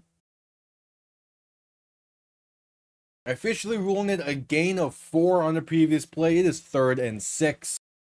Robinson is shotgun back to his right. 2 receiving options to each side. Dropping back, looking to throw. Pass left side is incomplete. Dropped by Jerry Jeudy, and the Browns go 3 and out to begin this opening drive of the half. Good shit defense. Yeah, Jeudy just dropped it. He would have gotten the first down with ease.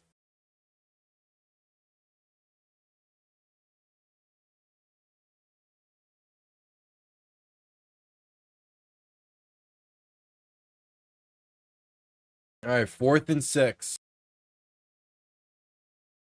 Punt comes off clean, and this will be returned by Tyreek. Never mind, bouncing at the 25 and going to be bouncing out of bounds near the 27. So no return there. As out comes Tyler Huntley. And again, Teron Armstead out for the rest of the game. So is Patrick Paul in at left tackle. He has been a pretty solid backup left tackle this season. He is clearly the future at left tackle as well for this team. So if he can play well against Myles Garrett today, that's a great sign for things going forward.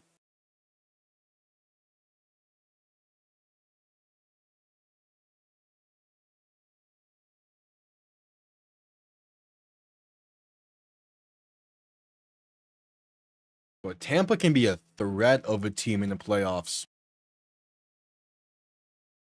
And what they'll probably end up, there will be. I don't know, I guess they could be the 3 seed, but they'll probably much rather. I don't won't matter. I mean, they're either playing. They would probably want the 4 seed that way, but they'll probably want the 3 seed, so they have to play Green Bay instead of either the Vikings or the Lions as the 4s. I mean, no, they beat the Lions earlier this year. It'll be a home game, so most likely they'll play the Vikings. It'll be interesting. The playoff picture this year is going to be so out of whack. I love it.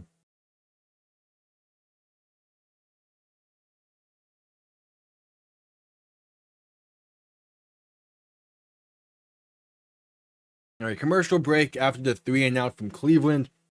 Miami's first drive of the second half will be coming up momentarily.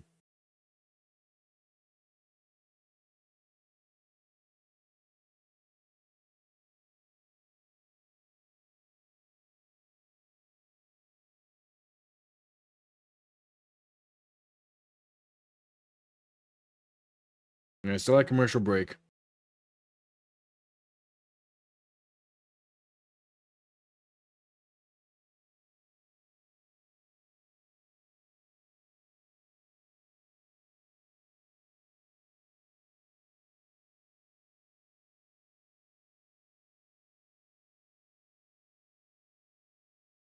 If Miami wins today, I do think Tua will be back next week. He wanted to play today, but it was the team, it seems, who held him out. It kind of probably expecting the Colts to win. But I think Tua wanted to play today. At least it seemed that way post game. It probably wasn't his decision to sit today. So like, if we win, I think he'll 100% be back next week and ready for the playoffs if we make them. As back from commercial break, Hundley under center, back and fullback behind him, going to play action, look to throw. Has time, pass over the middle is caught by Tyreek for a first down, and more down to about the plus 42-ish with a flag down on the play in the secondary. Might be a face mask. When they threw it, kind of threw it after he caught it.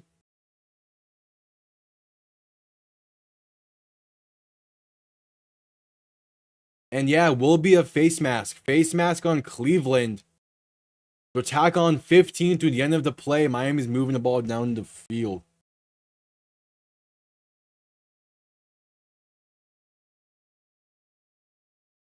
So we ball past midfield at around the plus 45 yard line now because of the face mask. Miami up by 3, looking to extend the lead. 1st and 10. And yeah, ball on the plus 45. Hundley and shotgun back behind him, fullback to his right. Going to look to throw over the middle, caught by Malik Washington for a first down, gain of 13, maybe 14 on the play. What a strike from Tyler Hundley. He has definitely improved his level of play from week 4. Like, he's playing with some conviction out here today. I love it.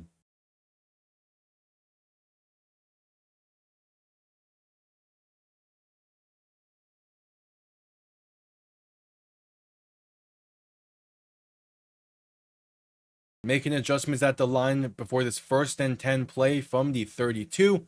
Hundley will hand this off up the middle, and that goes nowhere. A loss of about 2 for Raheem Mostert on the play. 13 minutes left in the 3rd quarter. Miami in field goal range, up by 3. And a 2nd and 11 coming up. They only lost a yard on the play. The ground game ain't doing a whole lot today, but to be fair, not a lot is going right for either side offensively. Okay, but I would have much preferred the ground game working today. But it's whatever. Hundley and shotgun back to his right. 2 receiving options to each side. 2nd and 11. Gonna drop back looking to throw. Pressure coming quick. Throw left side. Caught by Tyreek. And going to be... Where are they saying forward progress at?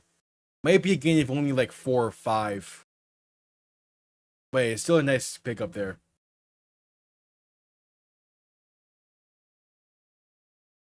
Yeah, gain of 3. And yeah, Greg Gumbel, the March Madness selection main guy. Rest in peace to him. And yeah, during the first quarter of this game today, Jimmy Carter announced that passed away. At 100, man, he lived a long life. Rest in peace. 3rd and 8, Hundley and shotgun. 3 receivers to the right, 2 to the left. Looking to throw, has time. Pass over the middle, is caught for a first down. And through the contacts, River Craycraft. Inside the 15 to the 13. His first real reception of the season, and River Craycraft converts Miami's first 3rd down of the day. All right.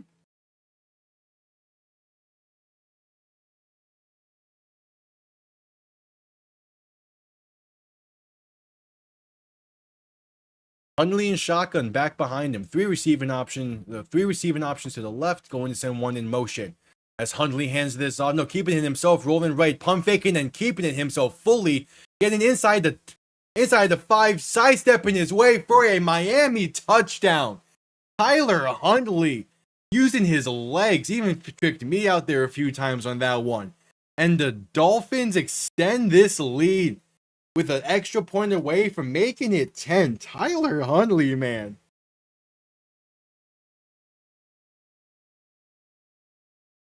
Play action to Wilson, rolling right for a bootleg, pump faked it, and made people miss, got the edge, and just juked back inside, broke a tackle, and found a way to get that ball past the goal line.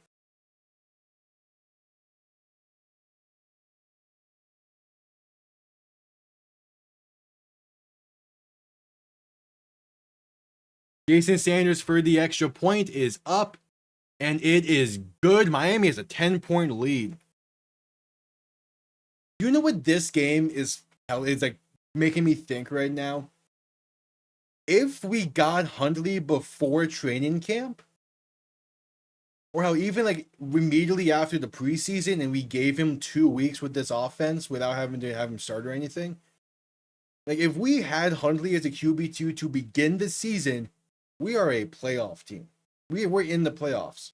Because this level of play from Tyler Huntley beats the Colts and it maybe beats Seattle. I wouldn't go as far as say as it does, but honestly, it probably does beat Tennessee.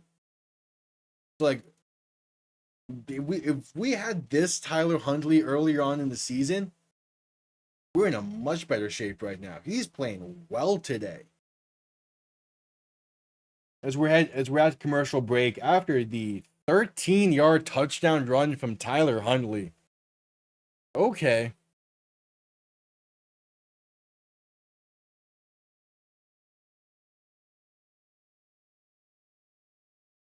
What a play from Huntley, man. Jeez. Because there was talks that Miami was going to get Huntley after the game against Tampa in the preseason, but decided against it.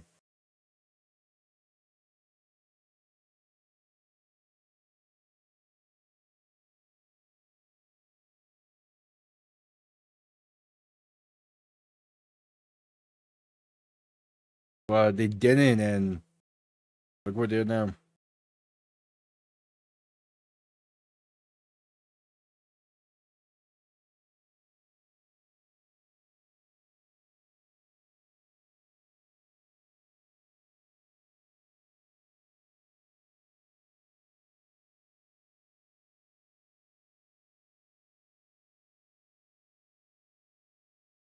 He needed the time to learn the offense.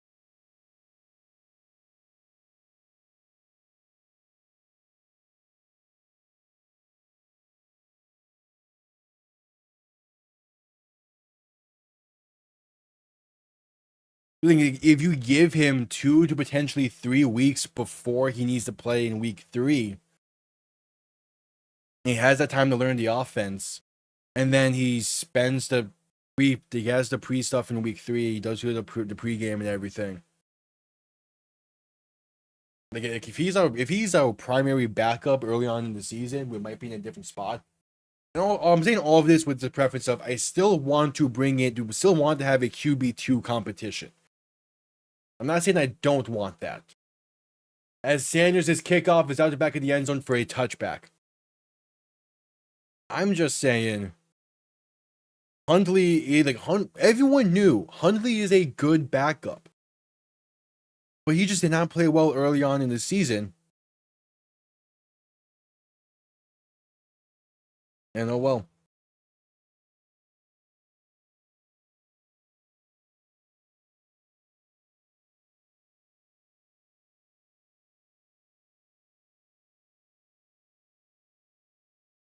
All right, ball on the 30 for Cleveland. Going to play action, looking to throw. Robinson rolling right. Has some time. Going to float one right side and fall incomplete. Too high. Looking for Atkins.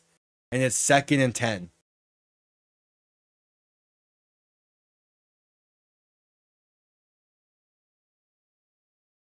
Like I guarantee you, if we trade, even if Huntley doesn't play great and we still traded for him, just the fact that we made a move to get a backup would make the fans view Greer differently at this point in the season. Because most of the fans wanted Huntley before the season started as the backup. Robinson alone in shotgun for the 2nd and 10. Pressure coming quick, rolling left, going to keep it himself and just slide down for a gain of 1. So a 3rd and 9 coming up, 10:50 to play in the 3rd quarter.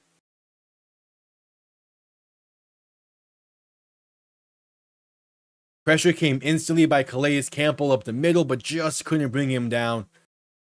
But still a minimal gain by Huntley, officially ruling it a gain of 2. So it was a 3rd and 8.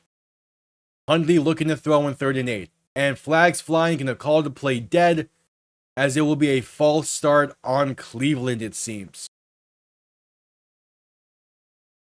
Yep, false start Cleveland. So a 3rd and 13 coming up.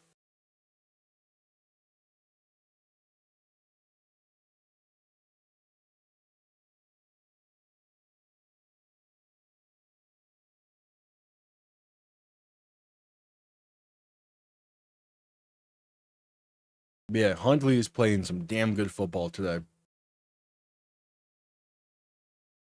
Robinson is shotgun, back to his left, 3 receivers to the right. 3rd and 13, looking to throw. Has some time going to try and step up, and that time is expiring, but still going to chuck one left side, somehow gets it away, falling incomplete. But that might be intentional grounding, as no one was in the area. Huntley was not out of the tackle box. Calais Campbell was the one to get home eventually. As honestly, could have been called a hold in there. But yeah, there's the flag flying. That's going to be intentional grounding on Dorian Thompson-Robinson.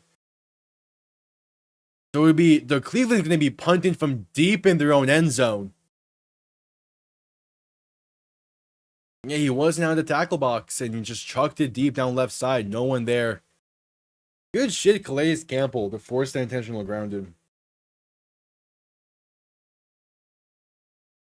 And Cleveland would now be forced to punt on 4th and long.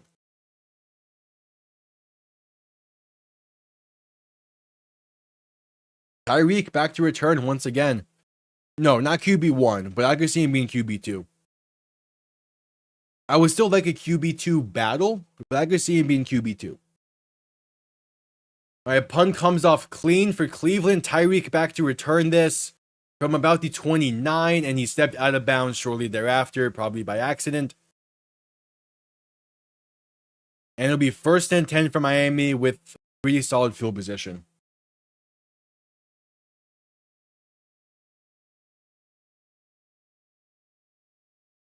All right, 10 minutes to play in the 3rd. I don't know. It depends on what KC does. There's been some reports that KC is not going to rest their starters. The only question is like how long will KC keep their starters out there? But that's the thing though, because like we can't expect KC to have their starters playing the full game if they are playing at all.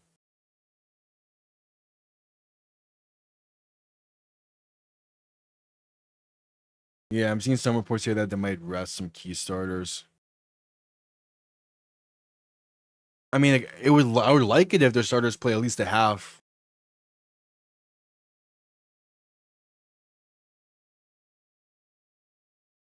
What was he again? Andy Reid is weird like that. He likes to play his starters in the preseason. For the most part, he likes to play his starters in week 18 if need be in the final week. But at the same time, like Mahomes got his first start in week 17 when the Chiefs were already locked down.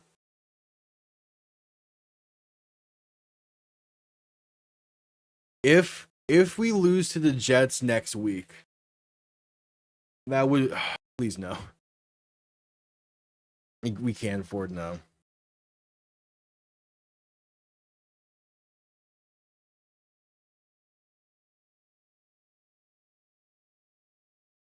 But look, even with KC potentially resting starters, they're still a tough team to beat. Like they're still going to be a tough team to beat for Denver, but it does make it easier. Yeah, the Giants beating the Colts is why we're even having a lot of these discussions in the first place. Because now that the Colts are eliminated and out of the way, Miami just needs to win. They just need to win the next 2 games. They only need to worry about themselves and Denver. Like the opening becomes that much better. The only question then is like, well, what happens with KC? And most likely now it probably will be a 1:00 game next week for Miami against the Jets, which I do like Miami's chances at that because it won't be in the freezing cold. It'll still be cold, but not too cold. All right, Hundley under center, back behind him as we're back from commercial break. Fullback motioned in behind him as well as they hand this off up the middle. Good lane to run from Mostert, bulldozing his way for a gain of 7. Yeah, the Jets are terrible. And who knows if the Jets are going to play everyone next week? They most likely will. But I mean, like, it's clear that the future in New York is not on that team right now. So they might want to see what they have with some other guys. No, the Sunday night game is going to be Vikings Lions. Vikings Lions is going to be Sunday Night Football, and it's going to be a fantastic game. Huntley under center, back behind him, will hand this off once again up the middle for Mostert, and he gains about half a yard on 2nd and 2 to make it a third and short, or third and even shorter, or that much shorter.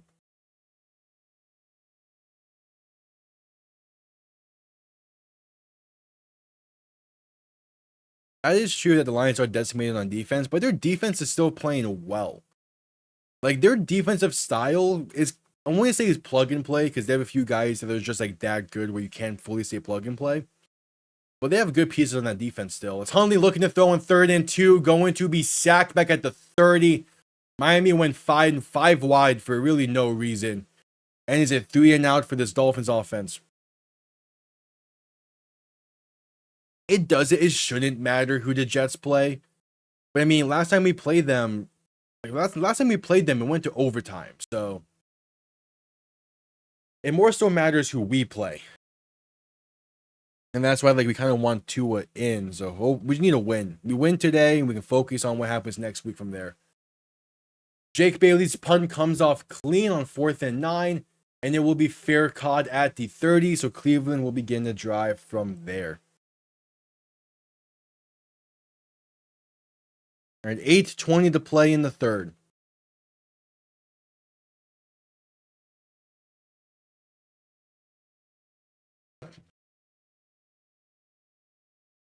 Oh, for sure.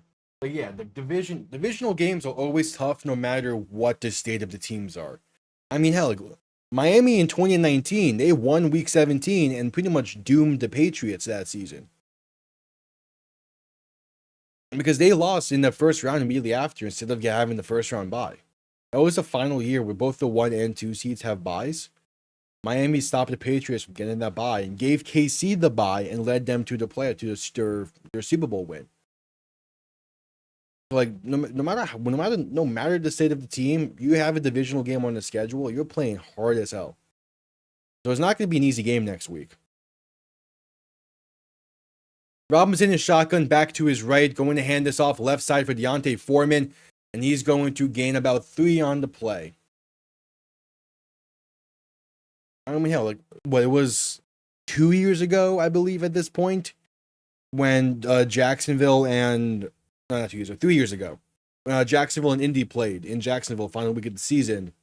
Colts winning in, and Jacksonville fucking destroyed them, wearing clown mask and all. 2nd and 7. Robinson is shotgun, back to his left, going to keep it himself, left side, good blocking on the field, a first down, and getting down for a gain of roughly 8 and a first down Cleveland. 7.5 to play in the third. Yeah, just because they're dysfunctional doesn't mean they can't win. It's going to be a tough game.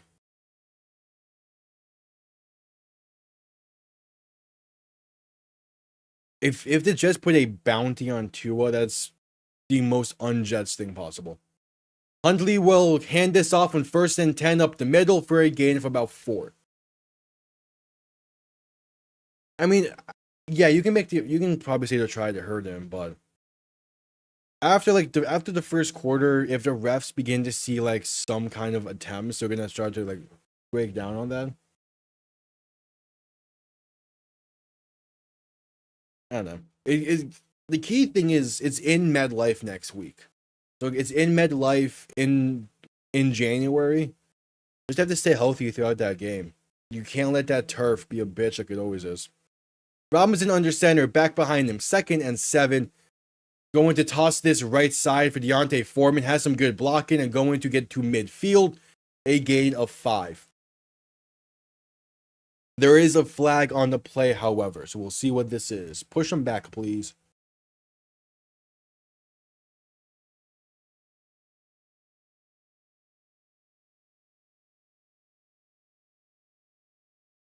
On his defensive holding on Deshaun Hand. First down, Cleveland, gain of 5, automatic first. Ugh.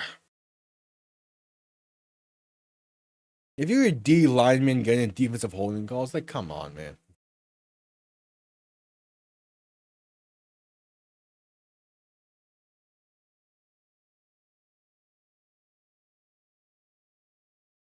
Hey, 38-16 win next week will be nice.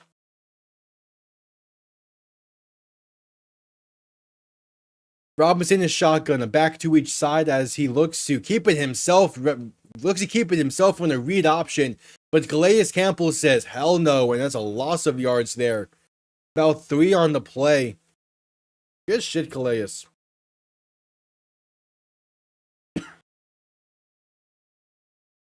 Yeah, so Cleveland has 100% changed their game plan in the second half. Running more of these read options, trying to get Robinson comfortable and get him moving. Officially ruling it a loss of 4 on the play. Robinson is shotgun back to his right, 2 receiving options to each side. Going to drop back looking to throw. Pressure coming, and it's a fumble! Strip sack and recovered by Miami. Deshaun Hand falls on it. Emmanuel Agba forces the fumble. And the Dolphins recover. Emmanuel Agba off that right side. Beautiful play. And Deshaun Hand. Good heads up plays. Everyone thought the play was dead. But he saw the ball and jumped on it. Good shit. 5:23 to play in the third. We head to a commercial break.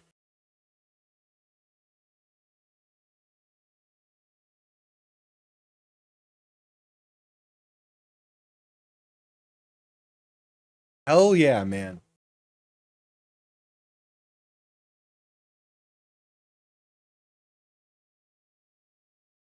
This is a big time game for Miami to have.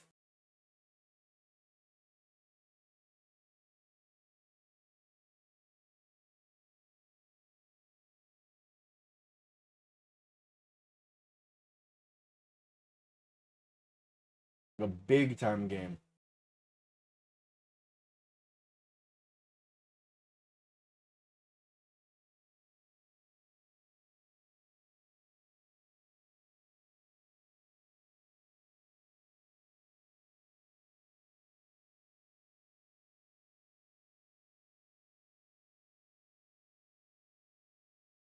Yeah, we'll see.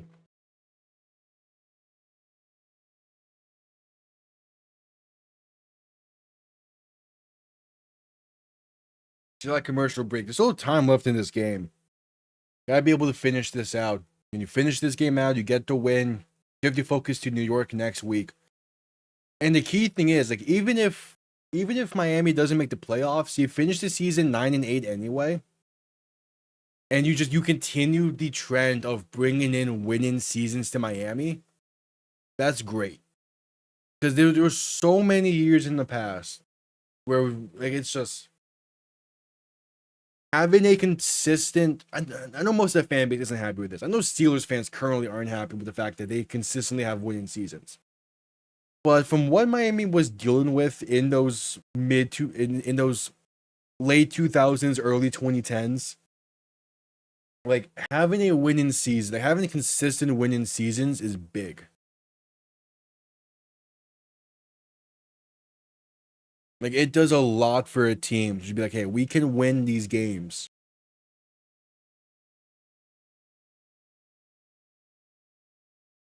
As we're just coming back from commercial break, 5:23 to play.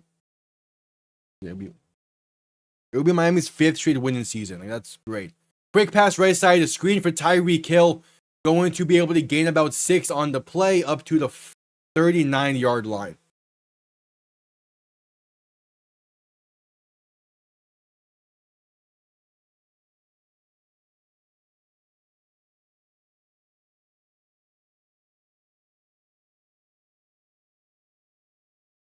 Yeah, gain of 6. Clock winding down.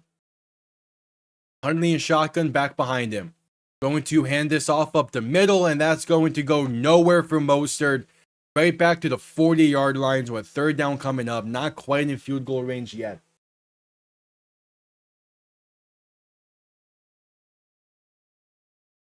Also, the Vikings are dog walking the Packers today. And honestly, that sets up for that Vikings-Lions game to be that much more impactful. All right, 3rd and 5. Hundley alone in shotgun. 3 receivers to the left, 2 to the right. Dropping back, looking to throw. Pressure coming quick. Rolling left, buying time. Trying to find some room. Going to keep it himself and diving forward. Did he get the first? He's close nonetheless. I might say 4th and 1. But good shit by Hundley to fight for those extra yards. We'll see. Yeah, just ruling him shy of the first down marker. Made Myles Garrett miss. Good job just buying that time, eventually taking it yourself. The stretch. Ooh, I mean, come on. I think he got that.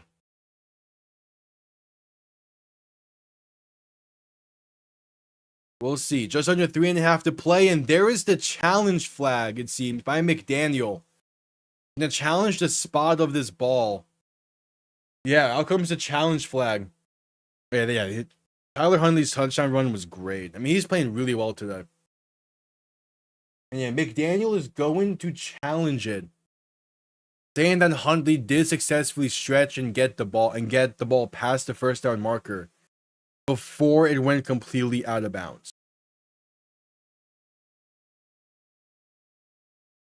So we'll see. McDaniel doesn't have the best track record on challenges.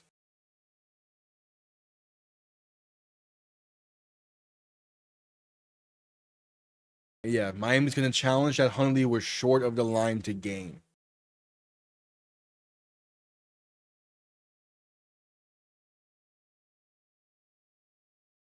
He's still in bounds there.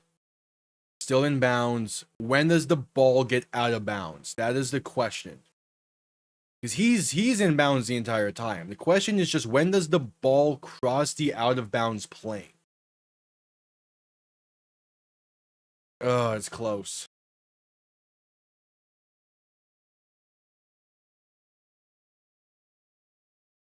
It's close.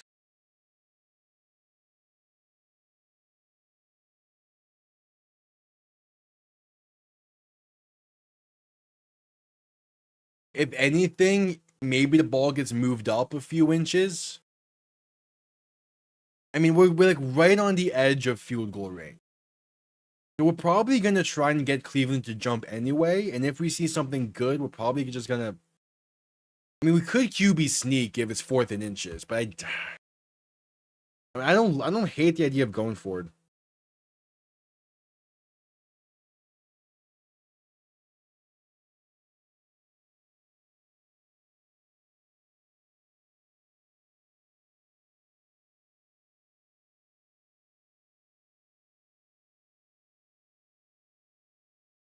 The weird thing I hate the most about like extending the ball out like that is because like it all comes down to like, when does the ball cross the plane that is the out of bounds marker?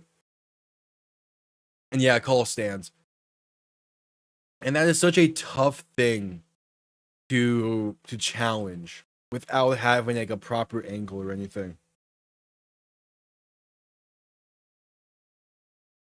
All right, offense looking like they're going to stay on the field. Miami can call a timeout if they don't want to go for it. But it is 4th and inches. So you try and get them to jump. You could QB sneak this since it's inches and Huntley can push that pile forward. He's under center, back behind him. 3 receiving options to the right. And they're going to toss this right side for Achane. 0 blocking, a loss of 3. Why are we going outside? We need a half a yard. Get it up the fucking gut. Like, get it up the middle. You need half a yard. Why are we going outside with it? Or if you're gonna go outside, use the trickery with it. You had Tyreek running a jet motion. Give it to him. I would prefer the QB sneak, but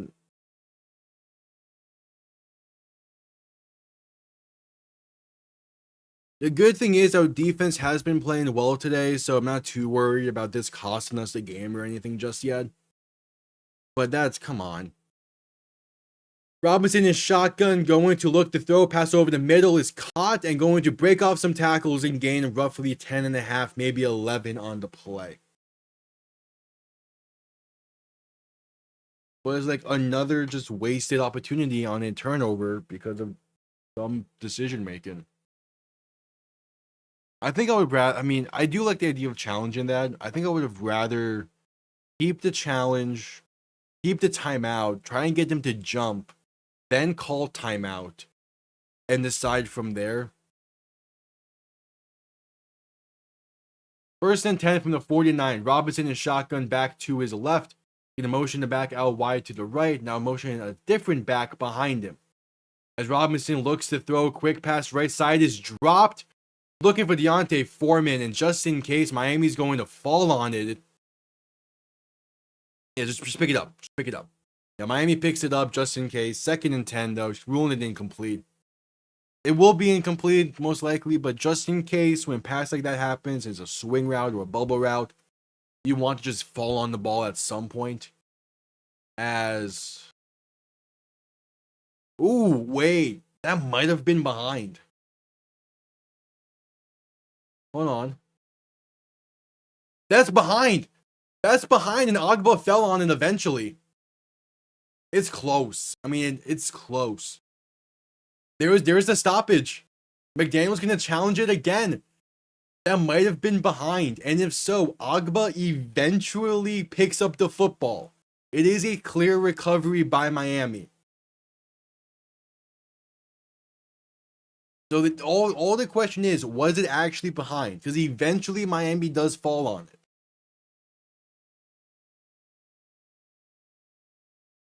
Yeah, so they're going to... McDaniel's going to use his challenge. Going to see if this was actually behind. It was close.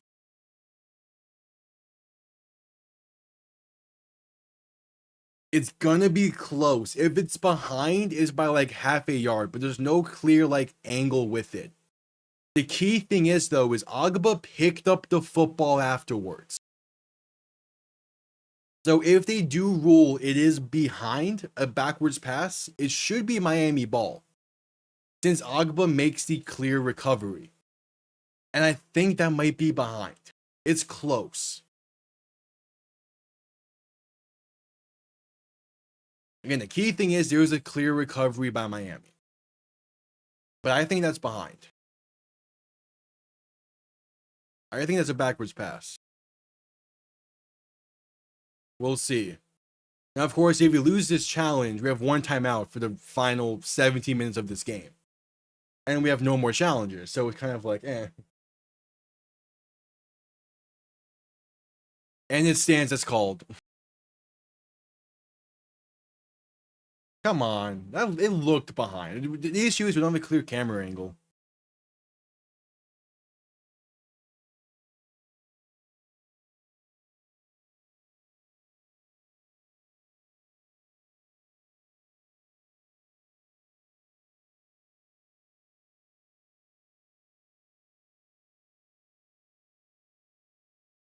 All right, so 2nd and 10. Robinson in shotgun back to his right. 3 receivers to the right as well. Going to hand this off left side. Great blocking and room to run. First down and a whole lot more for Pierre Strong. Finally forced out of bounds, but not before picking up like 20 on the play.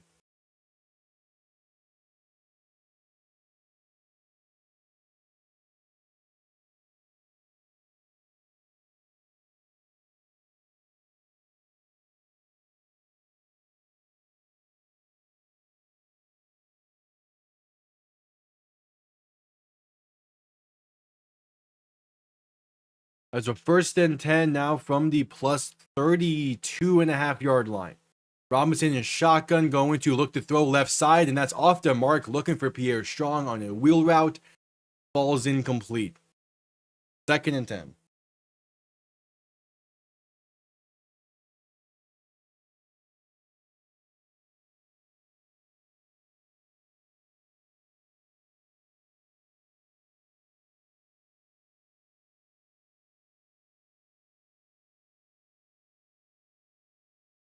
All right, 2nd and 10.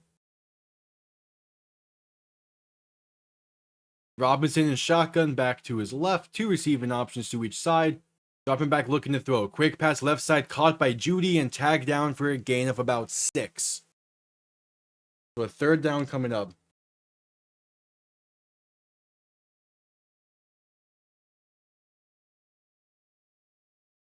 As the weather is starting to pour down right now.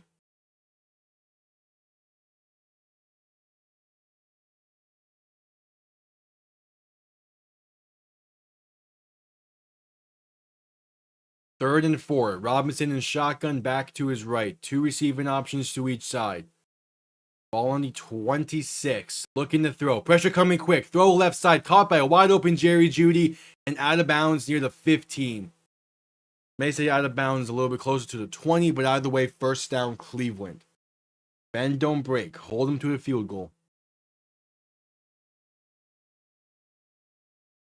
It's Poyer in coverage.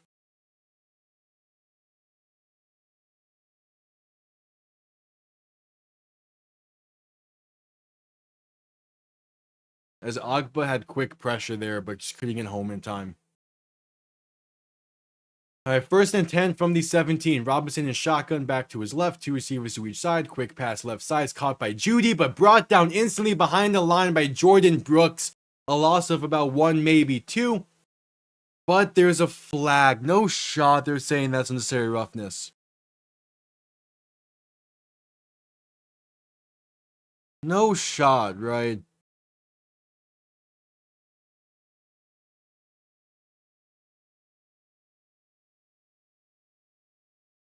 Oh my fuck, these refs. How is that unnecessary roughness? So many other plays throughout the entire season have ended that same exact way. Even with the whistle being blown. And they're not called. Fuck off.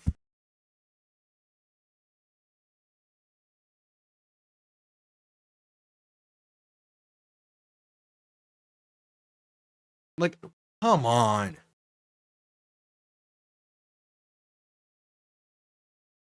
Such a bad fucking penalty.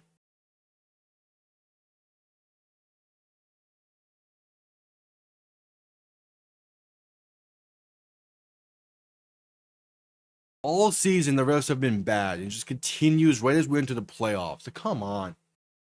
Someone's gonna lose a playoff game because of a bullshit call.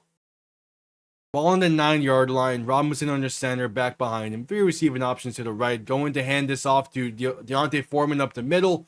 And that's a gain of about 5 up to the 4. 2nd and goal coming up. Such a bad fucking penalty, man. Like, come on.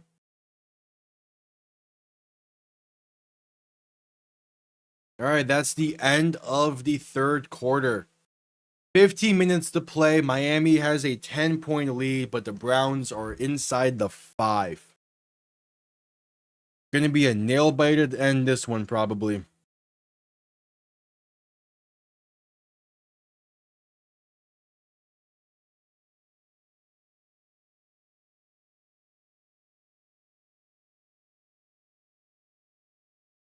Ugh.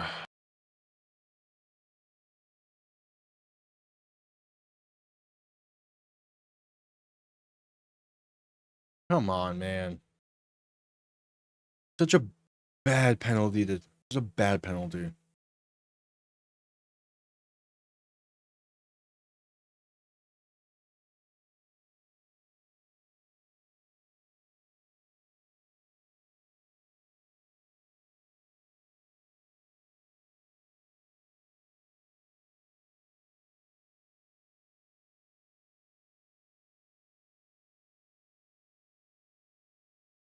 Ugh.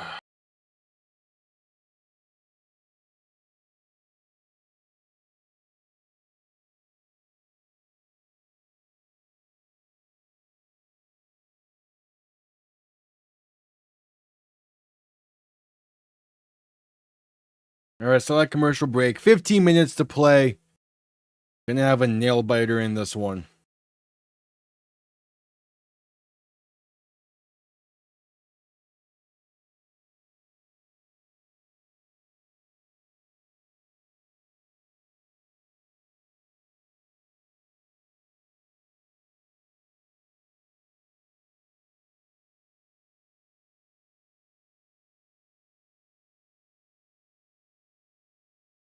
All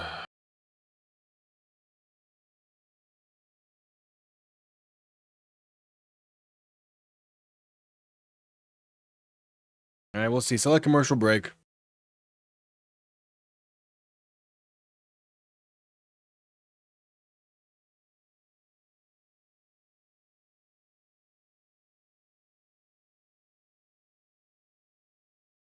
Gotta be able to finish this game.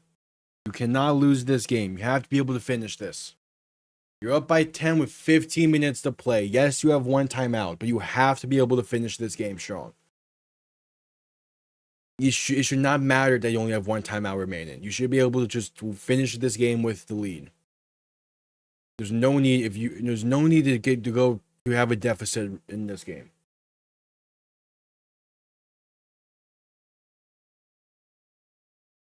Second and goal. Ball on the 4. Robinson under center, back behind him. 3 receiving options to the right. As Robinson is going to play action, looking to throw. Rolling left. Buying time. Throwing for the end zone and incomplete. A throwaway towards the back corner of the end zone. Third and goal, 4-yard line. Bend, don't break. Simple as that. I'm curious why they ran a bootleg to the left side when the majority of the receivers are on the right.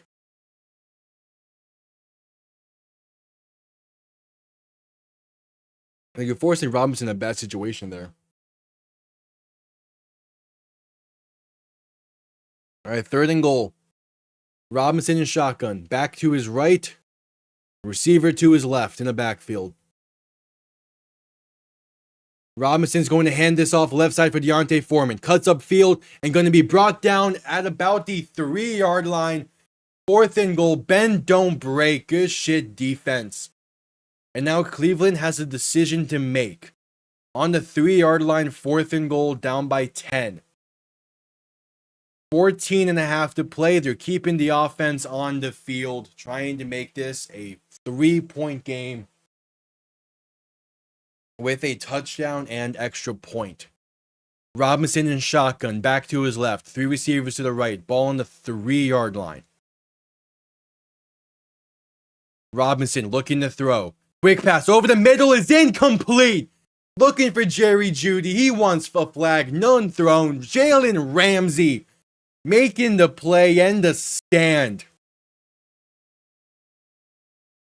I don't hate the decision. I also don't hate the play call. I just don't like the throw, really. As yeah, I see what Jeudy was looking for there when it comes to wanting a penalty, as Poyer did hit him pretty unnecessarily. But the thing is Ramsey tipped the ball before Jeudy got hit. So yeah, no flag. Good call.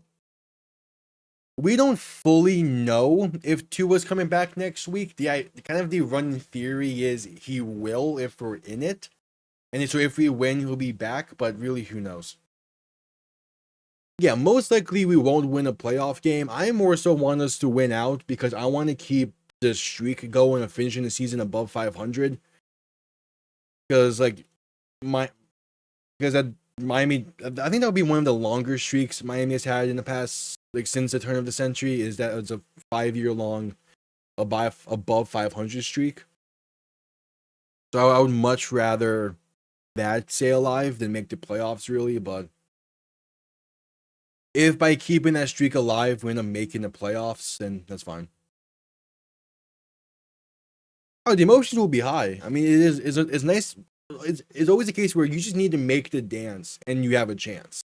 I mean, look, as South Florida sports fans, the Heat and the Panthers both were the 8th seed and barely snuck in a few years back in their respective sports, and they both made the finals. And then the Panthers were able to build off of that the following season and actually, win the cup. So sometimes you just need to get in and get that experience when you can.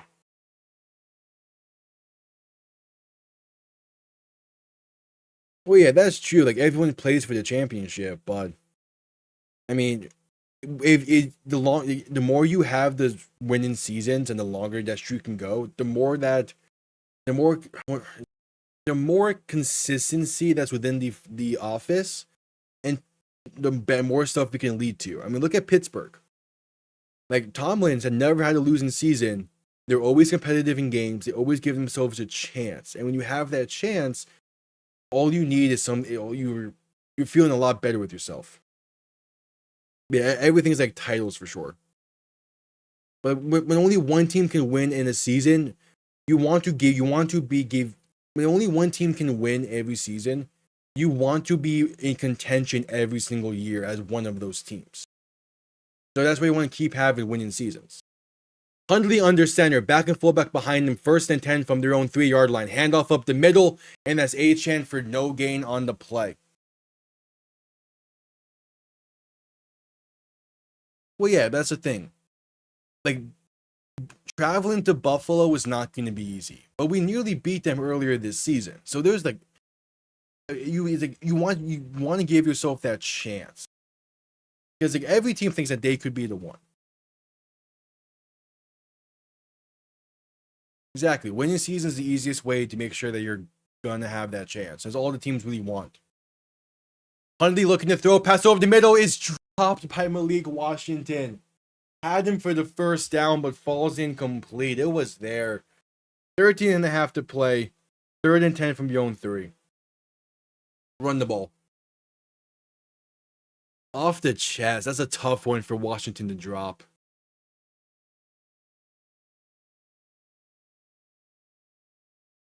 But again, it's also like when you're in the hole for so long, like Miami was, just having consistent winning seasons feels nice. And again, we can beat Buffalo. We nearly did earlier this season. It obviously is a different story playing in January, but still. Hundley going to hand this off up the middle on 3rd and 10, and that's a gain of roughly 5. Jeff Wilson on the carry, going to set up a 4th down with Miami punting from their own end zone. But the key thing is you reset the field position for Cleveland, and you've just forced him to go longer down the field. You did your job there, really.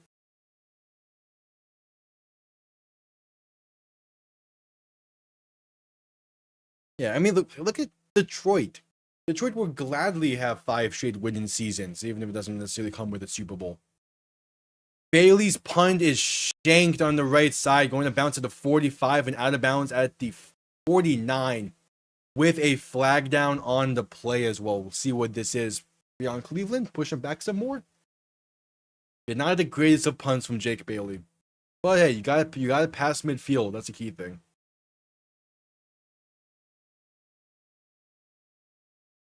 It's on Miami. 5-yard penalty added to the end of the kick. So it's 1st and 10 for Cleveland.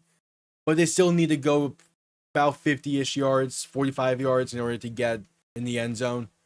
So you're feeling relatively good about that. Minnesota, man. Cam Akers finding the end zone for them today. Jeez, they're playing well. Their game against Detroit next week is going to be so much fun. All right, ball on the 45. Robinson and shotgun back to his right. 3 receiving options to the right. And going to hand this off up the middle, and that's Deontay Foreman gaining about 2 yards before being brought down by Tyrell Dodson. Just keep up this defensive play.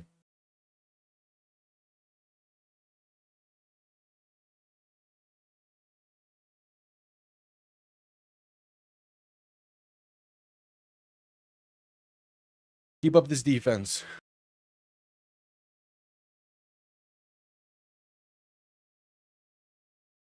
Robinson and shotgun back to his left. 2 receiving options to each side. Play action looking to throw. Pass left side is caught and going to be brought down at about the 39-yard line. A 3rd and 4 coming up, but there is a flag on the play.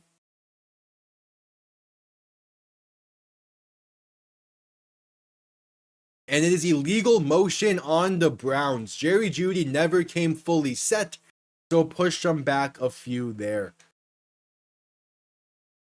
Yeah, he didn't come set for a full second like he's supposed to. Good shit.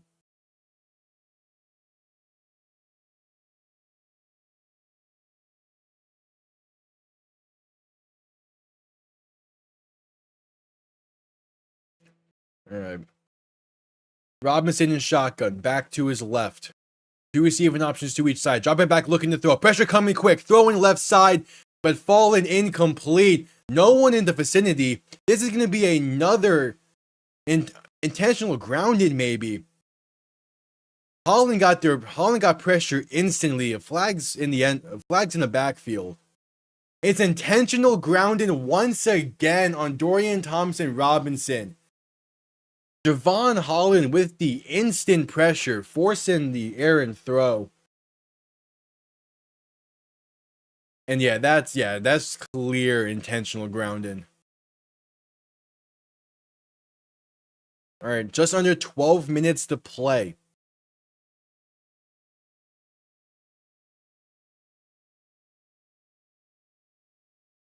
First, I was scared they were going to give roughing the passer, but nope.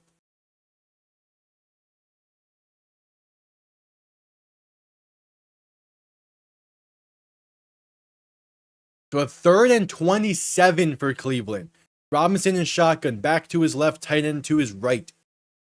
Ball on their own 41, dropping back, looking to throw. Has time, pass left side, caught by Pierre Strong, and brought down by Jordan Brooks for a gain of about 4. And that is a 3 and out for this Cleveland offense. And that is perfect. That's why the stop on 4th and goal was big. That's why you getting those 5 yards on 3rd and 10 was big. Because it sets you up to be able to do something like this, which is pretty much force a regular old 3 and out. As if they were never past midfield to begin with. As the punt comes off clean, looking to pin Miami deep. This will be returned beginning from about the 8. Malik Washington going to get past the 15. Breaking tackles. Room to run past the 30 and brought down at the 33. But there is a flag on the play. A great return from Malik Washington. This might be brought back though. Be on Cleveland, please. Well, it was such a great return. Is it holding on the kicking team? Maybe, please. Come on.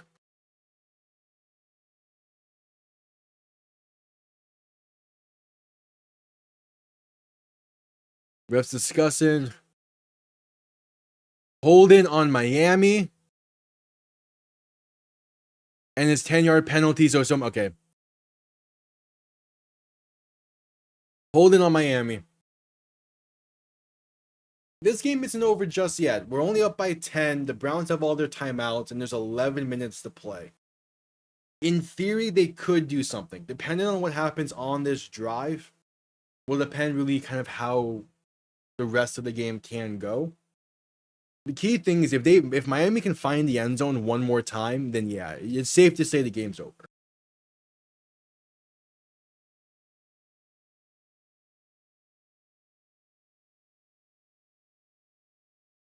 Well, let's see. If we can't do anything offensively on this drive, then we'll get a little bit worried. The key thing is, though, they just need a kill clock. We're at commercial break. I will quickly be right back.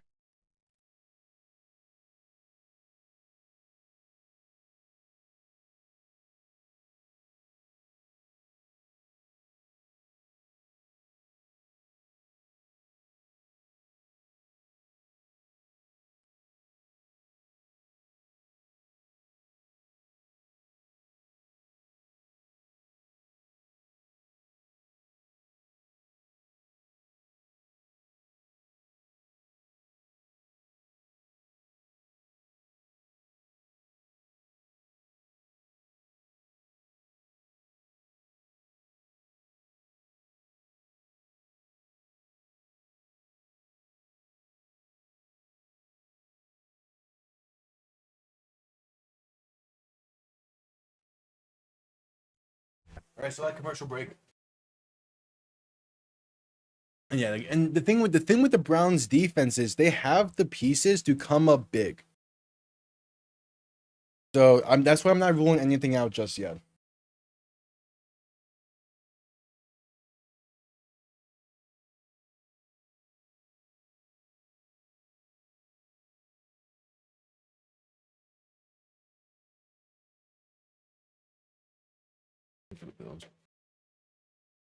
I don't know, man. I don't know how good Cincy will be against Buffalo.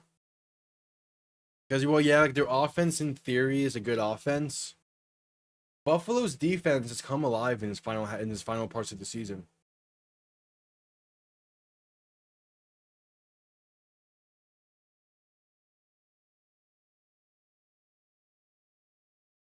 So, I mean, I obviously like the storylines for a Cincy Buffalo wildcard round would be more interesting, but would that play actually be that much better? As Hundley tosses this right side on 1st and 10 and goes nowhere looking for Raheem Mostert. Loss of about half a yard on the play, but you're able to begin the process of killing as much clock as possible on this drive.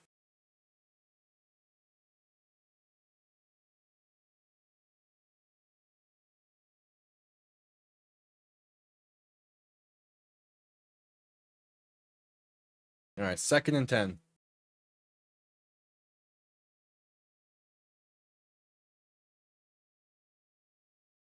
Huntley in shotgun back behind him, going to look to throw, rolling right, buying some more time. And you're going to just keep it himself and get the first down marker and out of bounds, gain of 11. Good shit. Well, yeah, there's a chance for an upset for any team going into Buffalo, but I don't know. With the way the Bills are playing right now, it's going to be they're a tough team to beat. And I'm not sure what team you really want. I mean, no team wants to go into Buffalo in a wild card round. So I mean, we can say that like, yeah, since you probably be the better matchup, but since his defense is terrible, at least Denver has a solid defense and has been able to and has shown be able to hold good offenses to little points. Huntley looking to throw in 1st and 10, spinning his way and just dumping it off. Somehow getting that throw out to Mostert for a gain of about 2 or 3. Huntley, man, finding ways to make plays, and that one just spinning around, getting spun around, and eventually just saying, "Hey, Mostert, here." Good shit. Under 9.5 to play, still able to kill clock. 2nd and 7. Yeah, I mean, Huntley's extending these plays nice. That's a dangerous throw.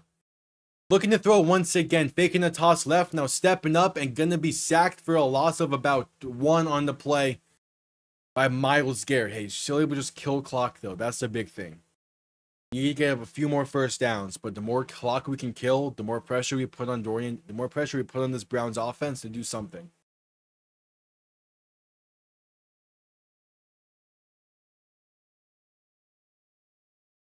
Yeah, just nothing open and playing it smart. Although not really a need to step up in the pocket there. If he kind of like stays back a little bit, you end up having Tyreek open second window. But I guess I much prefer to play in its safe route and losing minimal yards. As Huntley in shotgun, back to his right, looking to throw on 3rd and 8. Has time, going to step up and look to run himself. Breaks one tackle and going to get the first down and more. The 40 to 45. Trying to make people miss and spinning around and brought down at the 46. What are you doing, Huntley? Just go down next time. But doing a great job with his legs to pick up the first down, keeping drives alive, and continue the process of killing clock.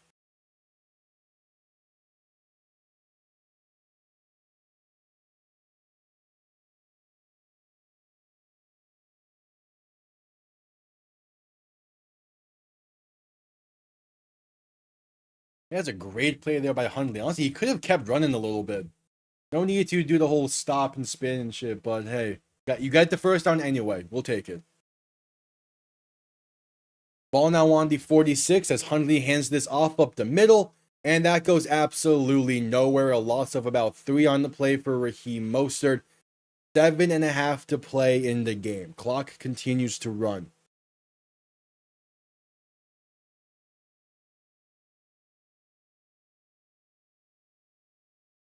Miami's had 9 plays for negative yards.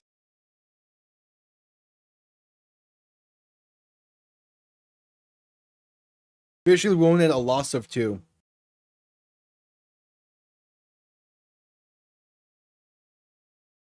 Hundley gonna look to throw. Gonna step up, avoiding pressure, and just fall forward and brought down back near the 40. Cleveland's doing a good job getting in pressure, but the key thing for Miami is they're able to kill clock.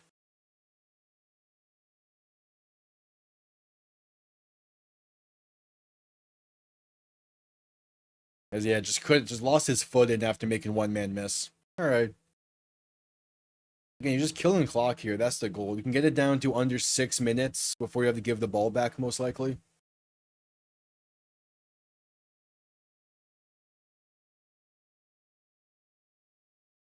It ain't over just yet. It's only a 10-point game. If it was a 3-score game, I would say it's over. As Huntley looks to throw in 3rd and 17, stepping up and going to dump it off right side to Jonnu Smith. Todd and going to work his way to the 45-yard line with flags down. And Huntley being helped up by Aaron Brewer. We'll see what the penalties are. He gets it out to Jonnu Smith, gets a few yards. What's the flags? Holding on Miami is the penalty. Going to be declined. Which, that's fine. It's 4th down. Going to send this one down. Yeah, calling it on Patrick Paulus. He got an arm around Myles Garrett. It's a good call, but no matter.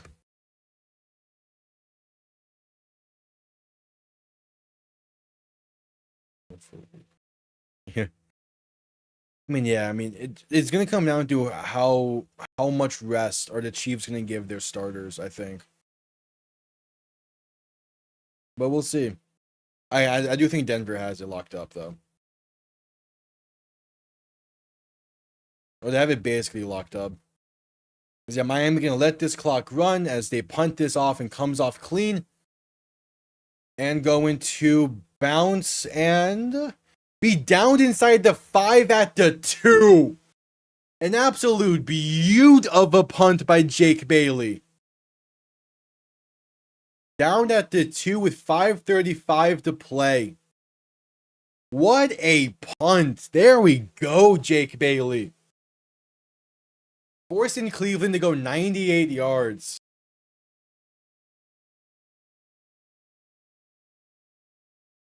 That is true. A team with the color orange is going to get the 7th seed in the AFC.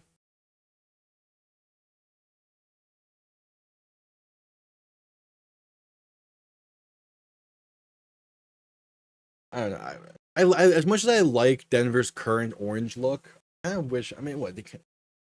There's something about their Peyton Manning days orange, and that kind of liked. Robinson is shotgun back to his right. 1st and 10 from their own 2-yard line. Need to go 98 yards to make it a 3-point game. Play clock winding down. They get the snap off. Looking to throw. Has time. Pass left side is incomplete. Too far outside. Looking for Elijah Moore. 5.5 to play. Yeah, their 70s throwbacks are beautiful. But the current orange they use, I believe it's somewhat similar.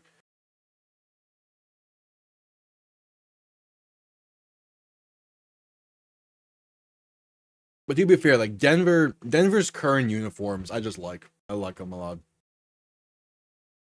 Robinson is shotgun back to his left. 2nd and 10, looking to throw. Pass time, pass right side is caught, and that's going to be Jerry Jeudy working his way for about 9.5. Maybe getting to 10. Either way, it will be ball. Either way, it gives Cleveland some breathing room before this 3rd down play. Yeah, they're saying just shy, 3rd and inches at about the 10 and about the 11.5 yard line. I don't like the soft coverage we're playing there. 3rd and inches, Robinson handoff up the middle, and that's a 1st down for Cleveland. Gets the 1.5 yards. Gets a 1.5 yards. Needed half a yard. The Browns keep this drive alive. It was Pierre Strong on the handoff. As the clock continues to tick, 4:40 to play. Robinson and shotgun back to his right. 2 receivers to each side. Ball on the 13. Robinson looking to throw. Has some time. Pass over the middle is incomplete. Knocked loose by the combined effort of Tyrell Dodson and Jordan Poyer. Looking for Pierre Strong. 4.5 to play. Good shit.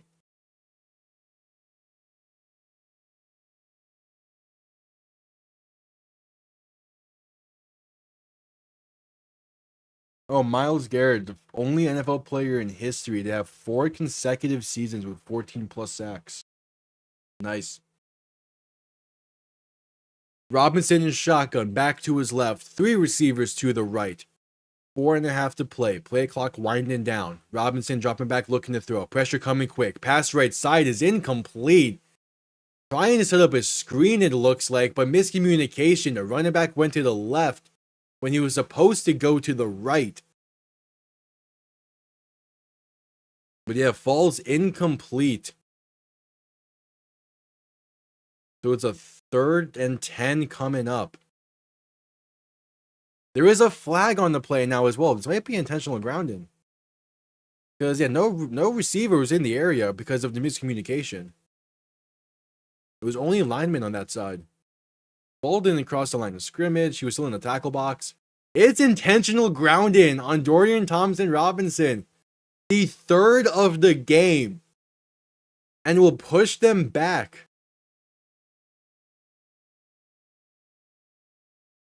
The miscommunication there completely fucked over this drive. Half the distance to the goal. And yeah, it was supposed to be a screen to the right. And they had the blockers on that side.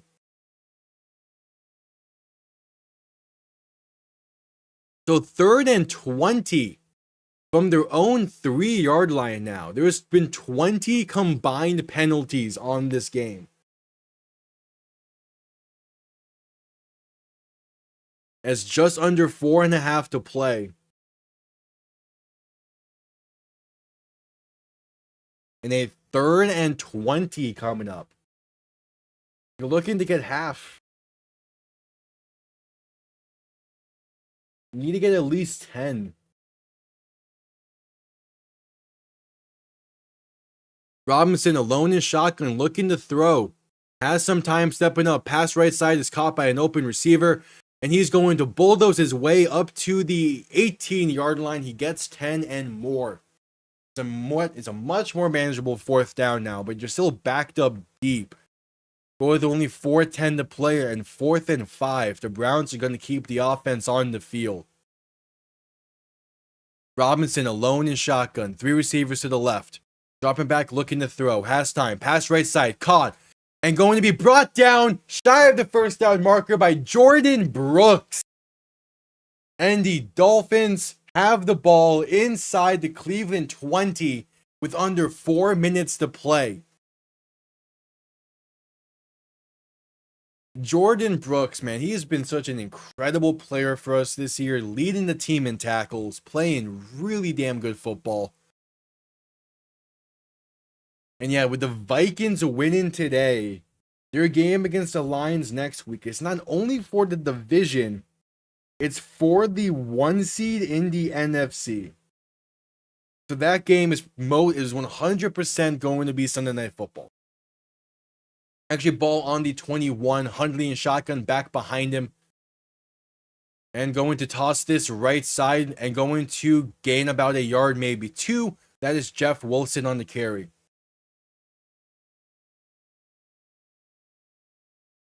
Well, which team are you talking about? Minnesota, I mean, there's definitely reasons you probably don't want to root for them.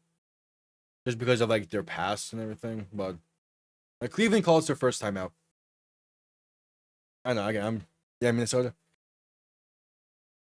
I don't know. Okay, I have respect for Minnesota.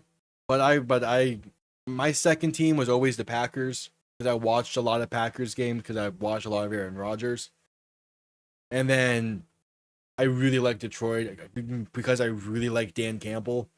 And I wish Miami kept him as the head coach when Philbin was fired, but it just didn't work out. But again, I have respect for Minnesota, but I just like other teams in the division. Hundley to throw, pass left side, caught by Tyreek on 2nd and 9, making people miss inside the 10 and down at the 6. Well, in theory, Sam Darnold was a bust. The Jets did nothing with him. But also, he went to the Jets. So there's that. But like, on paper, he was a bust. And I mean on paper, he just was a bust for the Jets. He was a 3rd overall pick in a class that included Patrick Mahomes. Yeah, he was a 3rd overall pick in the 2018 class. I'm pretty sure that included Mahomes. Right? No, because that was Trubisky's club. What fucking... Oh, yeah, that's what it was. He was 3rd overall pick in a class that included Josh Allen. It was one of the two. So like, yeah. I mean, I wouldn't say he was he was a bust for New York. Then he bounced around and he found a home in Minnesota. Good for him. But he was a bust. First and goal from the 6. Hundley under center. Back and fullback behind him. Cleveland called their second timeout before the play, as this is a handoff to Jeff Wilson left side for no gain. 3:43 to play. Second and goal coming up, and I believe Cleveland will be calling their final timeout. Yep, Cleveland calls their final timeout.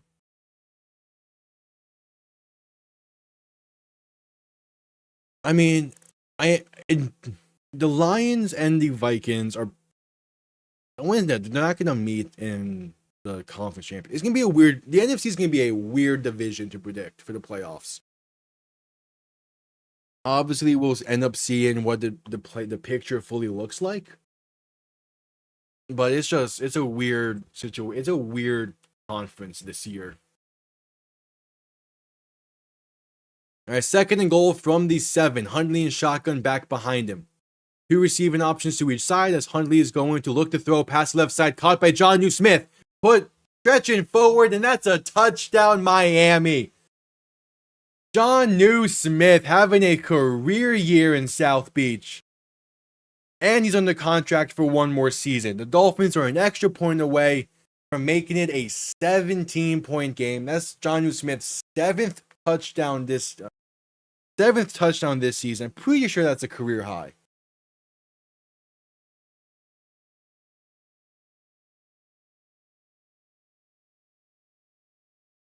No, his career high is 8, but it's close. But he is having a career year though, nonetheless. Good on Jonnu Smith, man. Is that true? I thought Green Bay locked up the 6th seed. It would be interesting to see Green Bay travel to Philly in the playoffs. Jason Sanders' extra point is up and good. 17-point lead for Miami. 3:38 to play. Cleveland about to get the ball back. It is, damn. I would like to see Green Bay travel to Philly in the playoffs. I know. I'm pretty sure. What? Because it would be the Rams are guaranteed the 3rd seed. No. It's either going to be the Rams, the Falcons, or the Buccaneers at the 3rd seed, most likely. So, if the Rams, I mean, whoever the 3rd seed is, they would much rather prefer to play Washington than Green Bay. I don't think that's up for debate. Most likely Rams, okay. I think if you're the Rams, you would much rather play Washington than Green Bay. But at the same time, like, the Packers are not losing to Chicago next week. There's no way that's going to happen. So it's most likely going to be Rams Packers sounds like a great game, thinking about it. Speaking of, since we're like pretty much a week away, we're 2 weeks away from the playoffs. Again, I plan to go live with every single playoff game this year. So stick around, subscribe, it'd be really appreciated. Yeah. I mean, yeah, it's gonna come down to next week, so I'm excited. Jason Sanders sent this one down. I'm happy that Week 18 has some meaning for this team. There's a touchback in the end zone. Ball comes out to the 30. Yeah, live reaction to Miami potentially making the playoffs. I was at Hard Rock Stadium when Miami beat the Jets 2 years ago to make the playoffs, and we watched Buffalo beat New England that week as well to get Miami in. That was a fantastic experience. It was loud in that stadium when Buffalo won. Come on, Bob Flash. Bob Flash. The Bengals have so much more to work for. And don't you want Zach Taylor fired? Robinson looking to throw in 1st and 10. Quick pass right side is a screen, and that's going to be a gain of about 5. We will be 500 with this win. This win gets us to 8-8.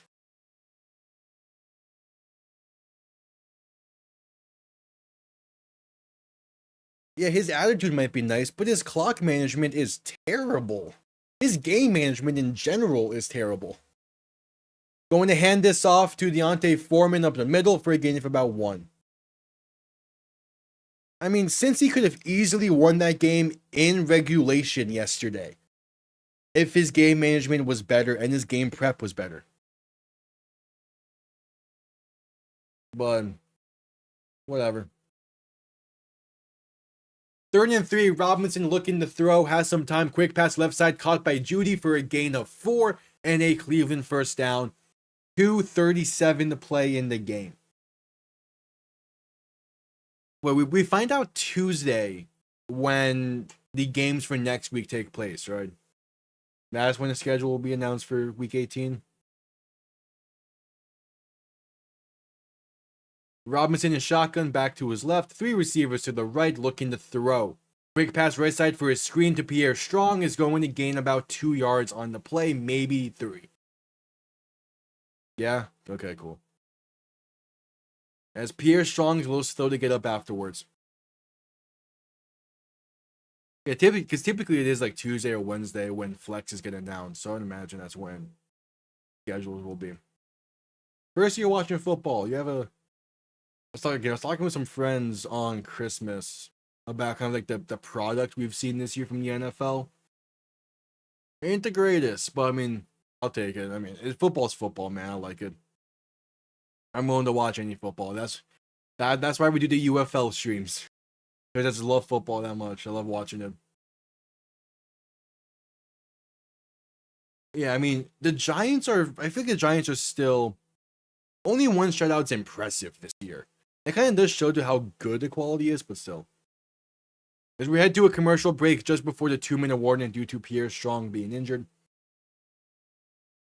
Here's what I would say about the Giants and the draft. New England currently has the number 1 overall pick. They're going to get Travis Hunter. There's no way that they trade back, I don't think. Because you want to pair Drake May with Travis Hunter. That is your receiver of the future right there. Like, that would be a massive, massive failure from New England's front office if they don't draft Travis Hunter. Then Tennessee has a decision to make. They're going to get calls from the Giants and from the Raiders most likely to get either Shadur or Cam Ward. I think the Giants are going to sit at 3 and just pick whichever does not get selected at 2. So if the Raiders trade up and they select Shadur, then the Giants go Cam Ward. If the Raiders trade up again, Cam Ward, yeah, you get it. If Tennessee drafts a quarterback, things get interesting with the Raiders. Because really, the Raiders' main plan is to go quarterback. And I doubt, and they could go Quinn Ewers, but I doubt he's really like one of the top options. So, like, the Raiders have fucked themselves over with this mini 2-game win streak they're on.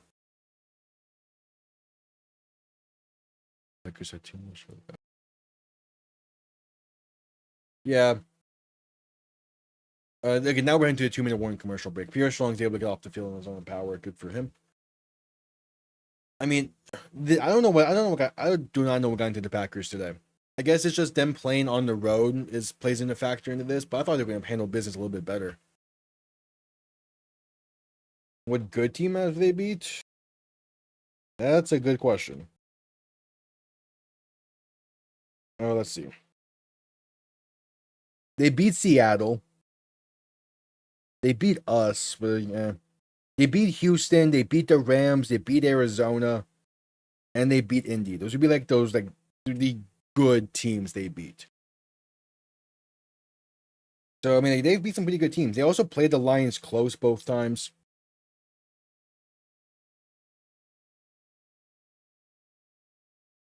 Yeah. I think it would be pretty funny for the Chiefs to lose the Super Bowl and fail the three-peat that way instead of them making it. But at the same time, like, I don't know who walks into KC and beats them. I don't know.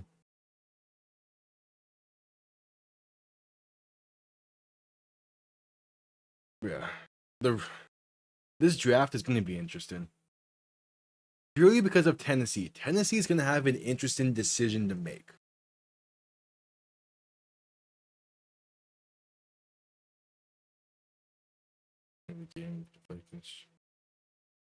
It's probably Sam Darnold. He's been playing well. He's playing well today. But honestly, again, it could always be Justin Jefferson. He makes incredible catches every single week, it seems, including today.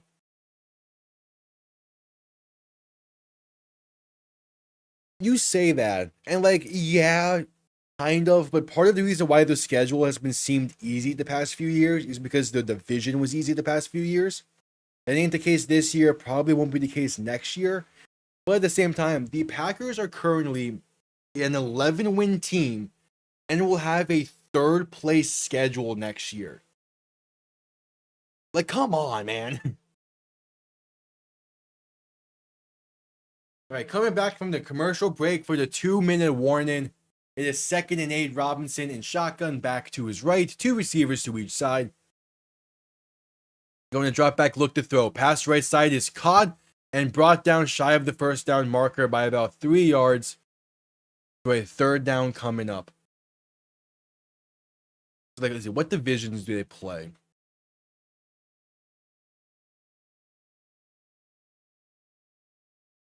A minute 40 on the clock. Robinson in shotgun, back to his right. 2 receivers to each side. 3rd and 3, looking to throw. Quick pass right side is caught for a 1st down by Jerry Jeudy, making people miss and making people miss and spinning his way for a gain of about 6.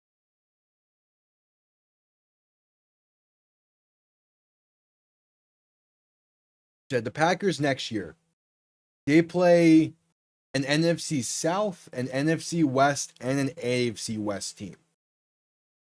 And all of those would be 3rd place teams. So they play the Saints, they play the Cardinals, and they play the Broncos as their extra teams next year on top of the AFC North and the NFC East. Robinson looking to throw in 1st and 10, has time, pass right side is caught, and going to be a gain of about 8. Elijah Campbell in a big hit there alongside Tyrell Dodson. So, again, they play the division twice. Yeah, so the Packers' schedule next year is going to be something. Robinson in shotgun looking to throw on 2nd and 2. Has some time, throwing right side, going to be caught by Jeudy along the sideline. Great placed ball for a 1st down and more. 57 seconds left, and he gets out of bounds to stop the clock.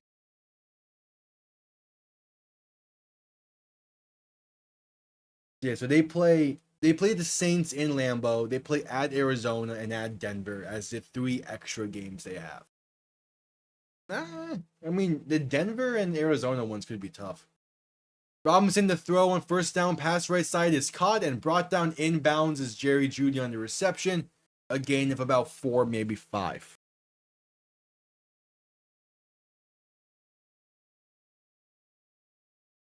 Jefferson catching the count, damn.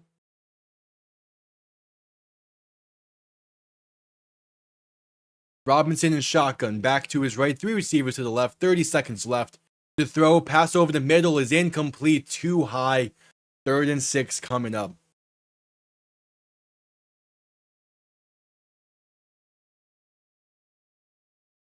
The main thing I want Miami to do in the offseason is improve the interior offensive line and to improve the safety position. The safety position is probably going to be completely overhauled, which is going to be interesting to see how they handle it.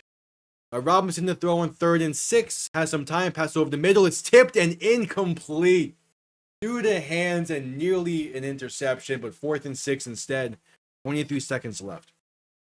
I would also like to see Miami have some kind of backup QB competition. Even though Tyler Huntley played well today, I'm not fully sold on him yet. We'll see. I plan to do a whole video specifically about Miami and what they need to do in the offseason and the draft, on top of the discussing each division draft and offseason videos. So, also probably during the post-game video today, I'll discuss more about it. But the main long story short, interior offensive line and safety are the main 2 I think they need. Robinson throwing left side for the end zone, falls incomplete. No one in the vicinity. And that will do it. 18 seconds left. The Miami Dolphins had a perfect week 17 to keep their playoff hopes alive. They sit in the 8th spot, needing a loss from Denver next week and a win against the Jets to sneak into the playoffs. I don't think they need speed on defense. Miami needs to get physical. They've been trying this finesse and speed route since McDaniel arrived, and it's not been working. They need to get physical if they want to be able to beat good teams late in the season, and if they want to win in the playoffs. They need to get physical, and that's where I'm thinking interior offensive line is one of the bigger needs. I'm also thinking interior defensive line, specifically the nose tackle position, as Calais Campbell most likely won't be on the team next year, sadly. So we need to get someone in to replace his production he's had this year, which is a lot. But when the season ends, I'm gonna dive a lot deeper into the prospects and the free agent class, so we'll see. Anyway, that wraps it up. Thank you all for tuning in. The Dolphins keep their playoff hopes alive for one more week. Week 18 is gonna decide it all. Thank you all for tuning in. I'll be back next week from a different location as the holidays are over. So yeah, see you all next time. Have yourselves a damn good one. Peace.